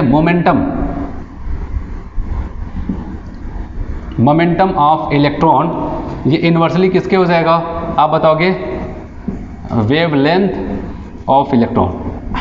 ठीक है, ये रिलेशन भी आता है, जैसे कि हम लोग इससे देखते हैं किसी भी इलेक्ट्रॉन का मोमेंटम और वेवलेंथ के बीच में क्या हो जाता है, उल्टा रिलेशन चलता है। अगर उसका वेवलेंथ ज़्यादा है तो वहाँ पर मोमेंटम क्या हो जाएगा, कम होगा, वेवलेंथ कम है तो उसका मोमेंटम क्या हो जाएगा, ज़्यादा हो जाता है। तो ये रिलेशन आपको यहाँ पर समझना है, तो यहाँ से ये सब निकल के आता है। ठीक है, ये काफ़ी ज़्यादा इंपॉर्टेंट था, डी ब्रॉगली की ये हाइपोथेसिस यहाँ पर चल रही थी। चलिए यहाँ पर हम लोग बात करते हैं, सरकमफेरेंस की बात करते हैं, और यहाँ पर बोर्ड्स के कॉन्सेप्ट को यहाँ पर एक बार फिर से हम लोग देखते हैं। बोहर ने जो कॉन्सेप्ट बताया था वो कॉन्सेप्ट आपको यहाँ से भी मिलने वाला है। जो डी ब्रॉगली की हाइपोथेसिस चल रहे थे, इससे भी बोहर का कॉन्सेप्ट फिर से क्लियर हो जाता है। अगर हम लोग बात करते हैं कोई पार्टिकल नेचर का है तो उसके द्वारा जो सरकमफेरेंस होगा वो कितना हो जाएगा, आप बताओगे 2πr, ठीक है। और अगर कोई वेव नेचर है तो उसके द्वारा सरकमफेरेंस कितना हो जाएगा, n इंटू लेमडा। n क्या है, नंबर ऑफ शेल है, एमडा क्या है, वेवलेंथ, ठीक है, ये हो जाता है। तो कहने का मतलब ये भी सरकमफेरेंस को बता रहे हैं, परिध को बता रहे हैं, ये भी सरकमफेरेंस को आपको बता रहे हैं। तो यहाँ पर क्या कर सकते हैं, इन दोनों को इक्वल कर सकते हैं, इनके वेव नेचर और पार्टिकल नेचर दोनों को इक्वल कर सकते हैं। 2πr बराबर n इंटू लेमडा आ जाता है। अगर लेमडा की बात करते हैं, लेमडा बराबर क्या हो जाएगा, आप बताओगे 2πr अपान n आ जाता है। और लेमडा के बारे में अभी हम लोग सीख के आ रहे हैं, क्या हो सकता है, h अपान p या फिर h अपान mb। तो लेमडा की यहाँ पर हमने क्या किया, h अपान v लिखते हैं, तो ये फॉर्मूला किस में चेंज हो जाएगा, h अपान mb बराबर 2πr अपान n हो जाएगा, ठीक है। इसके यहाँ पर कितना रख दिया, h अपान mb रख करके यहाँ पर फॉर्मूला बन जाता है 2πr अपान n हो जाता है। अब यहाँ पर हम लोग क्या करते हैं, mv को ऊपर लेके जाएंगे और यहाँ पर इसको नीचे लेके जाएंगे, इसको ऊपर लेके जाएंगे। ओवरऑल यहाँ पर mvr बराबर क्या हो जाएगा, nh अपान 2π। और बोहर ने इसको पहले ही बता दिया था कि इलेक्ट्रॉन उस ऑर्बिट में मोशन करते हैं जहाँ पर उनका ऑर्बिटल एंगुलर मोमेंट क्या हो जाता है, h अपान 2π का इंटीग्रल मल्टीपल होता है। तो कहने का मतलब यहाँ पर इस कॉन्सेप्ट से भी अगर वेव और पार्टिकल नेचर को यूज़ करते हैं, फिर भी यहाँ पर क्या हो जाता है, वही बात फिर से घूम के आती है जो बोहर ने बताया था, किसी भी इलेक्ट्रॉन का एंगुलर मोमेंटम h अपान 2π के इंटीग्रल मल्टीपल में होता है। n क्या होता है, यहाँ पर नंबर ऑफ शेल होता है। समझ में आया सबको यहाँ पर।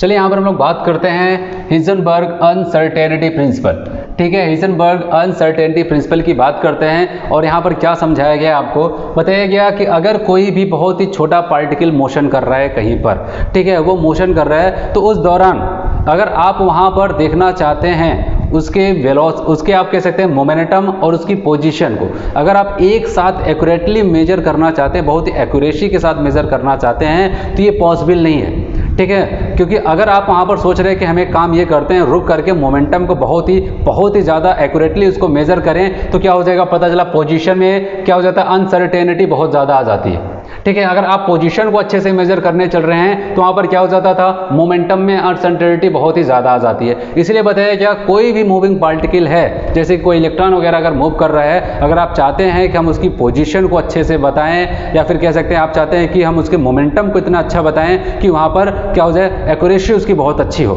ठीक है। तो वहाँ पर ये बताइएगा, दोनों को एक साथ आप नहीं बता सकते। अगर मोमेंटम को अच्छे से बताएंगे तो आपका यहाँ पर क्या हो जाएगा, बहुत ही ज़्यादा कमियाँ आ जाएंगी पोजीशन में। अगर पोजीशन को अच्छे से बताएंगे तो मोमेंटम में बहुत ही ज़्यादा अनसर्टेनिटी आ जाती है। इसलिए बताया गया, अगर क्या हो जाता है यहाँ पर delta x into delta P, कि अगर हम लोग यहाँ पर मल्टीप्लाई करते हैं delta x into delta P, uncertainty in position, uncertainty in momentum, इन दोनों का मल्टीपल अगर लेते हैं तो क्या हो जाता है, मल्टीप्लाई करते हैं, ये इक्वल और ग्रेटर देन किसके हो जाएगा, h अपान 4π के, ठीक है। इससे ज़्यादा या फिर इसके बराबर होता है इसकी अनसर्टेनिटी, मतलब कि यहाँ पर जो हो जाएगा ये इसके बराबर अनसर्टेनिटी आएगा या फिर इससे ज़्यादा भी हो सकता है, ठीक है। इसलिए यहाँ पर मोमेंटम की बात करते हैं, मोमेंटम का आपको पता है मोमेंटम बराबर m इंटू वी चलता है, ठीक है। डेल्टा p की बात करते हैं, यहाँ पर लिख सकते हैं m इंटू डेल्टा वी भी लिख सकते हैं, x into m into delta v is greater than equal to h upon 4π के होता है, ठीक है। अगर यहाँ पर हम लोग मास को यहाँ पर ट्रांसफर करते हैं तो यहाँ पर भी ऐसा कह सकते हैं, अनसर्टेनिटी किसमें, वेलोसिटी में, into uncertainty in position is greater than equal to h upon 4π m हो जाता है, ठीक है। तो यहाँ पर ये फॉर्मूला चलता है, इस फॉर्मूले पे क्वेश्चन पूछा जाता है। एक सिंपल सा कॉन्सेप्ट आपको यही याद रखना है, दोनों को एक साथ आप मेजर सही से नहीं कर सकते हैं एक्यूरेसी के साथ। अगर एक को पकड़ेंगे तो दूसरा छूट जाएगा, ठीक है, दूसरे को पकड़ते हैं तो पहला वाला वहां पर छूट जाता है। तो आप 100% एक्यूरेसी के साथ वहां पर नहीं बता सकते। इसी को कहा जाता है हिजनबर्ग अनसर्टेनिटी प्रिंसिपल। समझ में आया सबको यहाँ पर। चलिए यहाँ पर हम लोग बात करते हैं अबाव प्रिंसिपल की बात करते हैं, और अबाव प्रिंसिपल से हम लोग को क्या सीखना है, यहाँ पर इलेक्ट्रॉन की फीलिंग की बात करते हैं, ठीक है। आपको पता होना चाहिए यहाँ पर ये न्यूक्लियस हुआ, न्यूक्लियस के बाहर क्या पाए जाते हैं, शेल पाए जाते हैं, ठीक है। हम लोग जिसको हम लोग n से रिप्रेजेंट करते हैं, n बराबर 1, n बराबर 2, n बराबर 3 और n बराबर 4, ठीक है। याद रखना प्रत्येक शेल के अंदर पाया जाता है सब शेल, क्या हो जाता है, सब शेल पाया जाता है। पहले शेल में कौन सा सब शेल पाया जाता है, S, ठीक है। दूसरे शेल में 2 पाया जाता है, S भी पाया जाता है, P भी पाया जाता है। तीसरे में 3 पाया जाता है, S, P, D। तो यहाँ पर अगर चौथे की बात करते हैं, यहाँ पर S, P, D, F होता है। तो एक चीज़ आपको याद रखना है, यहाँ पर अगर हम लोग बात करते हैं ध्यान से समझना। यहाँ पर इलेक्ट्रॉन की फिलिंग की बात करते हैं, यहाँ पर जो इलेक्ट्रॉन्स पाए जाते हैं न्यूक्लियस के बाहर, तो यहाँ पर आपको यहाँ पर ध्यान ये रखना है, अगर n बराबर 1 की बात करते हैं, पहले शेल की बात करते हैं, वहाँ पर कितने सबशेल होते हैं? 1 होता है। दूसरे शेल की बात करते हैं, कितने सबशेल होते हैं? 2 होता है। तीसरे शेल की बात करते हैं, 3 सबशेल। चौथे शेल में कितना हो जाता है? 4 सबशेल पाया जाता है। अब यहाँ पर लोग बात करते हैं इलेक्ट्रॉन की फिलिंग सबशेल में कैसे होने वाली है, ठीक है, और कैसे इलेक्ट्रॉन कहाँ पर जंप करेगा, कहाँ पर जाएगा। तो कहा गया जिसकी एनर्जी कम होती है वहाँ पर इलेक्ट्रॉन की फिलिंग पहले होती है, जिसकी एनर्जी कम वहाँ पर इलेक्ट्रॉन पहले भरा जाता है। और आपको पता है कौन से सेल की एनर्जी सबसे कम होती है? जो न्यूक्लियस के ज़्यादा करीब में। इसके बाद इसका आ जाएगा ये, जैसे हम लोग दूर जाते हैं एनर्जी बढ़ने लगता है। अगर सबसेल की बात करते हैं, जैसे 1s हुआ, 1s की एनर्जी कम, इससे ज़्यादा किसका हो जाएगा?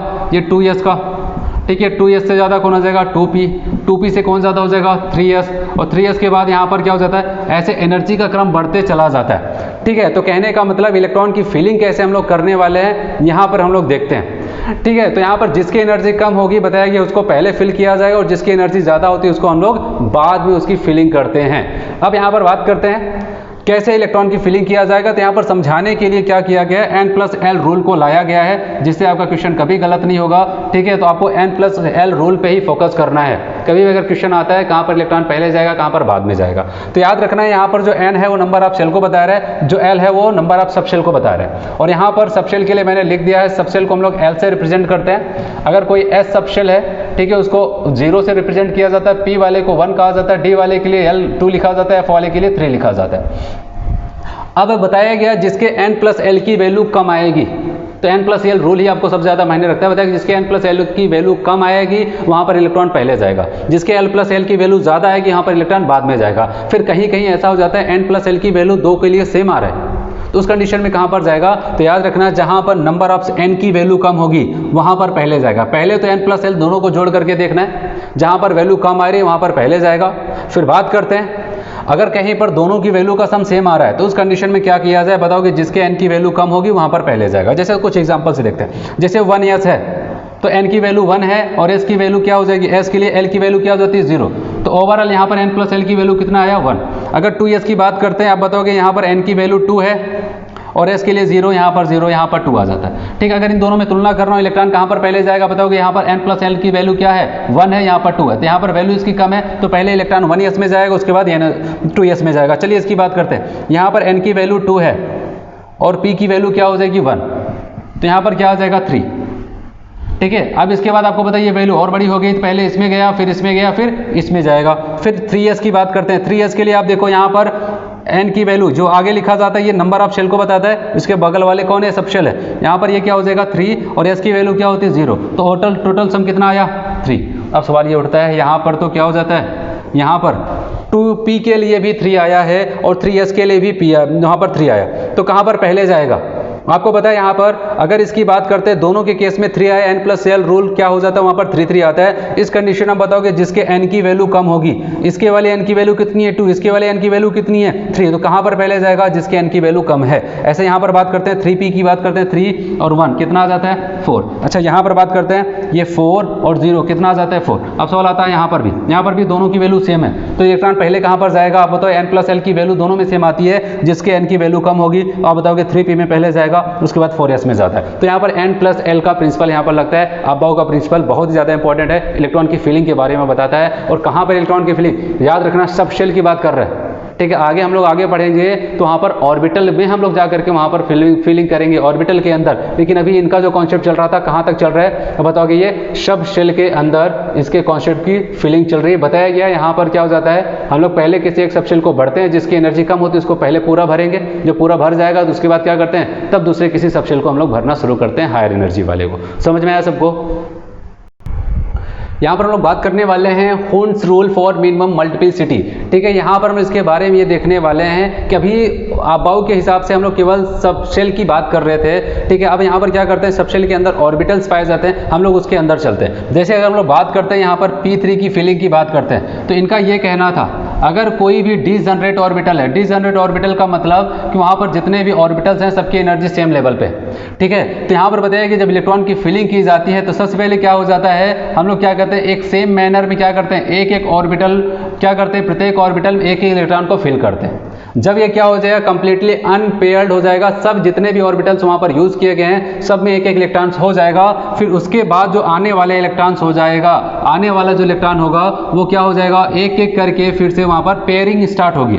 यहाँ पर जैसे 1 2 3, ठीक है, p ऑर्बिटल की बात करते हैं, इसके पास p सबशेल की बात करते हैं, इसके पास 3 ऑर्बिटल था, ठीक है। तीनों ऑर्बिटल में क्या हो जाता है, पहले एक एक इलेक्ट्रॉन को भरा गया, फिर मान लिया यहाँ पर p4 आ रहा है, तब यहाँ पर हमने 3 इलेक्ट्रॉन भर दिया। अब बात करते हैं चौथा इलेक्ट्रॉन कहाँ पर जाएगा, सारे जितने भी ऑर्बिटल थे अनपेयर्ड हो चुके हैं, अब क्या हो जाएगा, चौथा इलेक्ट्रॉन क्या करेगा, यहाँ पर आएगा और पेयरिंग करेगा, ठीक है। ऐसे अगर हम लोग p5 की बात करते हैं, वो क्या करेगा, यहाँ पर आएगा और इलेक्ट्रॉन की फिलिंग कर देगा 1 2 3, सब अनपेयर्ड हो गए। जब तक सब अनपेयर्ड नहीं हो जाते तब तक वहाँ पर पेयरिंग स्टार्ट नहीं करते हैं, ठीक है। पूरे ऑर्बिटल एक बार अनपेयर्ड हो चुके हैं, एक एक इलेक्ट्रॉन मिल चुका है, अब जाकर वहाँ पर पेयरिंग करते हैं, 4th आया, यहाँ पर 5th आया, ठीक है। ऐसे अगर हम लोग बात करते हैं यहाँ पर D5 की बात करते हैं, तो आप बताओगे D5 का मतलब यहाँ पर 1 2 3 4 5 कितने ऑर्बिटल होते हैं, यहाँ पर 5 होता है, 1 2 3 4 5।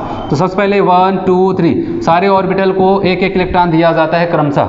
फिर अगर इसके बाद अगर हम लोग आगे की चलते हैं, वहाँ पर जैसे D6 की बात आ गई, तो जब सारे इलेक्ट्रॉन्स सारे ऑर्बिटल्स में एक एक इलेक्ट्रॉन हो चुके हैं, तो 1 2 3 4 5 हो गया। अब 6 वाला क्या आएगा यहाँ पर, अब इनकी पेयरिंग स्टार्ट करेगा, 7 वाला यहाँ पर 8 9 10 ऐसे यहाँ पर चलता है। तो ये होता था यहाँ पर Hund's rule for minimum multiplicity. पहले क्या हो जाता है, एक एक इलेक्ट्रॉन भरा जाता है सारे ऑर्बिटल्स में, उसके बाद क्या किया जाता है, वहाँ पर पेयरिंग तब स्टार्ट होती है। ऐसा नहीं हम लोग पेयरिंग पहले स्टार्ट करते जाए, ऐसा नहीं है कि पहले इस ऑर्बिटल को पूरा भर दे फिर दूसरे ऑर्बिटल, नहीं, पहले जितने भी वहाँ पर डीजनरेट ऑर्बिटल हैं उसमें एक एक इलेक्ट्रॉन भरा जाएगा। जब वहाँ पर एक एक इलेक्ट्रॉन सो जाएंगे, उसके बाद हम घूम के आते हैं, फिर से वहाँ पर उसकी क्या करते हैं, पेयरिंग स्टार्ट करते हैं। समझ में आया सबको?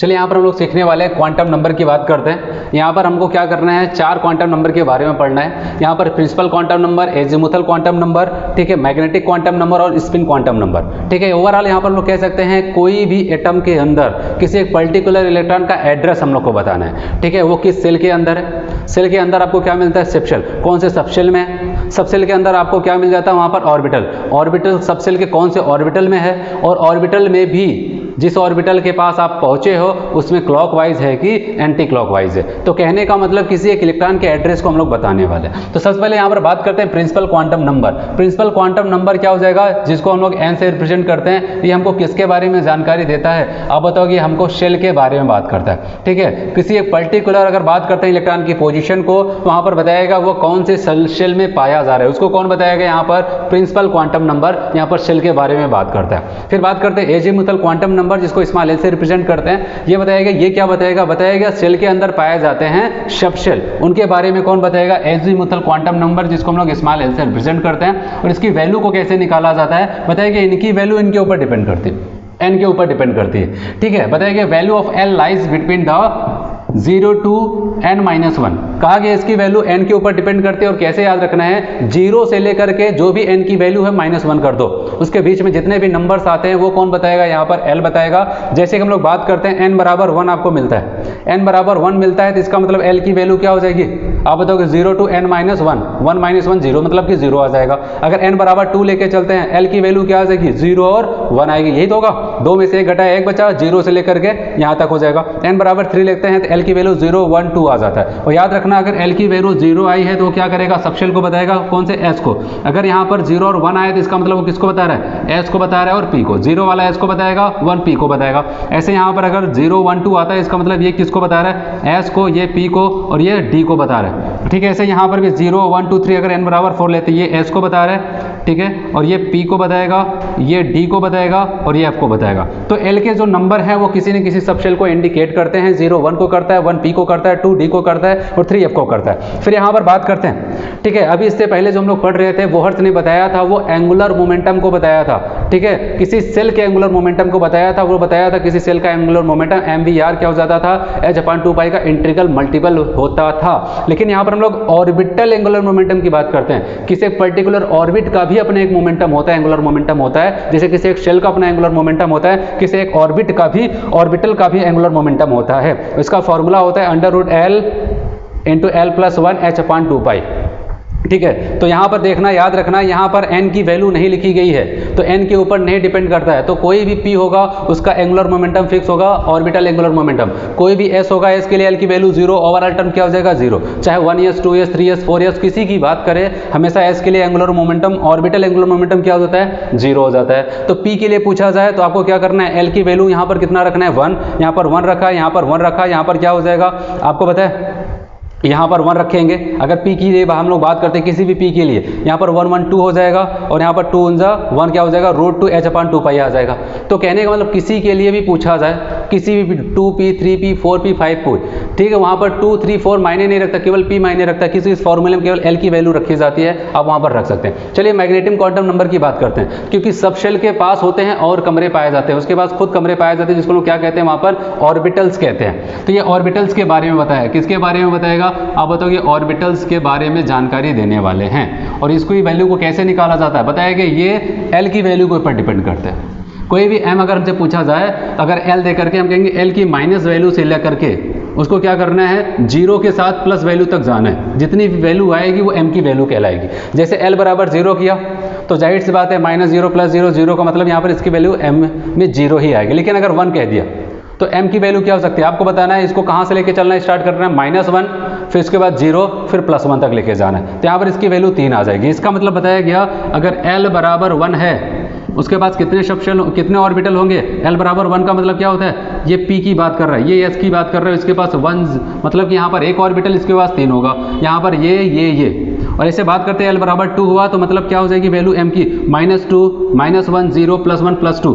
और ये आपको पता है यहाँ पर इसका मतलब ये कह रहा है कि ये किसी एक ऑर्बिटल को बता रहा है, -1 एक किसी ऑर्बिटल को, 0 किसी ऑर्बिटल को, +1 किसी ऑर्बिटल को, 2 किसी ऑर्बिटल को बता रहा है। अब सवाल आता है चलो ठीक है यहाँ तक तो एड्रेस मिल गया, लेकिन इस ऑर्बिटल के अंदर इलेक्ट्रॉन कैसे फिल किए जाते हैं इसके बारे में कौन बताएगा, वो बताता है spin quantum number. Spin quantum number हमको ये बताता है अगर क्लॉकवाइज रोटेशन है तो s + ½ लिखते हैं, ठीक है। यहाँ पर इलेक्ट्रॉन को रिप्रेजेंट करने का तरीका हाफ में लिखा जाता है, ठीक है। अगर क्लॉकवाइज रोटेशन कर रहा है तो इसको +½ लिखेंगे और इसके एरो को हम लोग ऊपर की तरफ लिखते हैं। अगर वो एंटी क्लॉकवाइज रोटेशन कर रहा है तो वहाँ पर इसको माइनस लिख देते हैं और यहाँ पर क्या हो जाता है आप बताओगे एंटी क्लॉकवाइज ऐसे रिप्रेजेंट कर दिया जाता है। किसी ऑर्बिटल में अगर 2 इलेक्ट्रॉन है, जैसे मान लिया ऐसे, इसको लोग ऐसे +- ऐसे लिख देते हैं क्योंकि इसमें से एक क्लॉकवाइज होगा और इसमें से क्या हो जाएगा एंटी क्लॉकवाइज हो जाता है। ये हो गया यहाँ पर क्वांटम नंबर जो कि काफ़ी ज़्यादा इंपॉर्टेंट है, ठीक।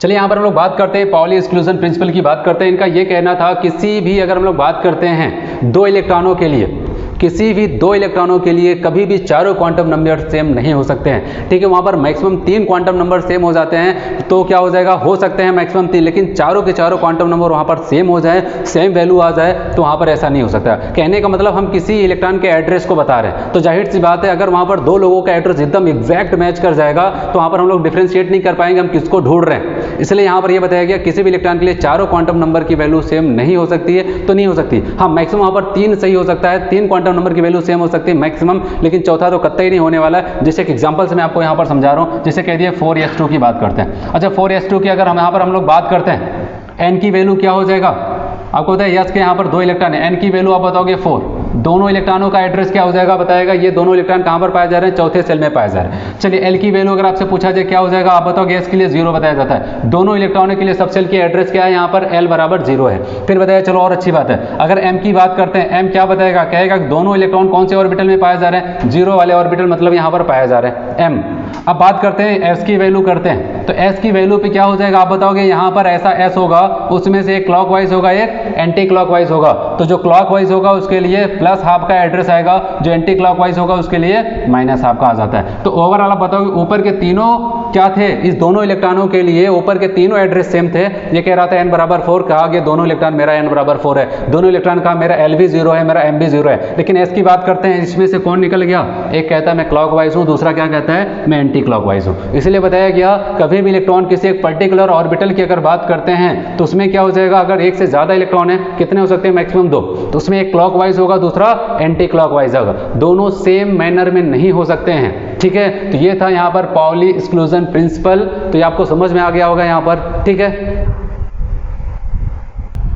चलिए यहाँ पर एक फॉर्मूला हम लोग याद कर लेते हैं, श्रोडिंगर वेव इक्वेशन की बात करते हैं, ठीक है। ये बताता है मैक्सिमम प्रोबेबिलिटीज, हम लोग मानते हैं यहाँ पर न्यूक्लियस के चारों तरफ 3 डायमेंशनल स्पेस में क्या पाया जाता है, इलेक्ट्रॉन पाया जाता है, ठीक है, इलेक्ट्रॉन मूव करता है। लेकिन यहाँ पर वो कहाँ पर कौन सी पोजीशन पे पाया जाएगा, कहाँ पर इलेक्ट्रॉन पाया जाएगा, उसको एक क्या किया गया, मैथमेटिकल इक्वेशन से इसको समझाया गया। श्रोडिंगर ने ये इक्वेशन दिया यहाँ पर, वेव का इक्वेशन, इलेक्ट्रॉन के मैक्सिमम हम कह सकते हैं यहाँ पर पॉसिबिलिटी कहाँ पर है इलेक्ट्रॉन के पाए जाने की। 3 डायमेंशन में वो मूव करता है ये तो पता है, लेकिन इलेक्ट्रॉन की मैक्सिमम पॉसिबिलिटी कहाँ पर होगी इलेक्ट्रॉन के पाए जाने की, उसको किसी ने पहली बार बताया यहाँ पर, ठीक है, किसी मैथमेटिकल इक्वेशन से समझाया गया। यहाँ पर बताया गया डेबर साइन अपॉन डेबर एक्स स्क्वायर प्लस डेबर स्क्वायर साइन अपॉन डेबर वाई स्क्वायर प्लस डेबर स्क्वायर साइन अपॉन डेबर Z square plus 8 pi M upon H square A minus B psi बराबर 0।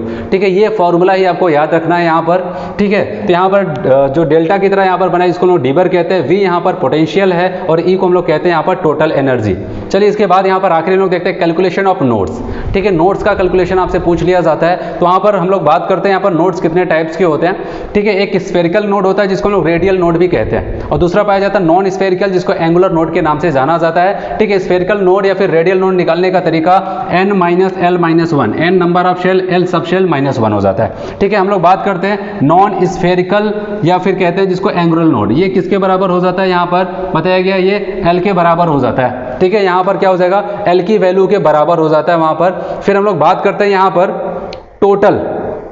ठीक है, यहाँ पर हम लोग बात करने वाले हैं टोटल नोड्स की बात करते हैं, तो आप बताओगे यही दोनों तो नोड है, spherical node plus angular node. ठीक है, इन दोनों को अगर हम लोग जोड़ देते हैं वहां पर तो क्या हो जाएगा, स्फेरिकल नोड क्या था, n माइनस एल माइनस 1। ठीक है, और एंगुलर नोड क्या था, ये क्या था, l के बराबर था, तो l हो जाएगा। दोनों को जोड़ देंगे, आपको पता है l कैंसिल हो जाएगा, बचे क्या n माइनस 1। तो आपको याद क्या रखना है, स्फेरिकल नोड कभी पूछा जाए n माइनस एल माइनस 1 करना है। जब आपसे नॉन स्फेरिकल या फिर एंगुलर नोड भी इसको कहा जाता है पूछा जाए, जो भी l की वैल्यू होगी वही वहां पर नोड के नंबर हो जाएंगे, स्फेरिकल, नॉन स्फेरिकल या फिर एंगुलर। और आपसे जब टोटल नोड पूछा जाए तो इन दोनों को जोड़ते हैं, इसका मतलब क्या करना है, n माइनस 1 कर देना है, यहाँ पर हो जाएगा। तो यहाँ तक जितने भी इंपॉर्टेंट टॉपिक्स थे एटॉमिक स्ट्रक्चर के कंप्लीट हो जाते हैं। ठीक है, आज हम लोग इतना करते हैं। ठीक है, थैंक यू।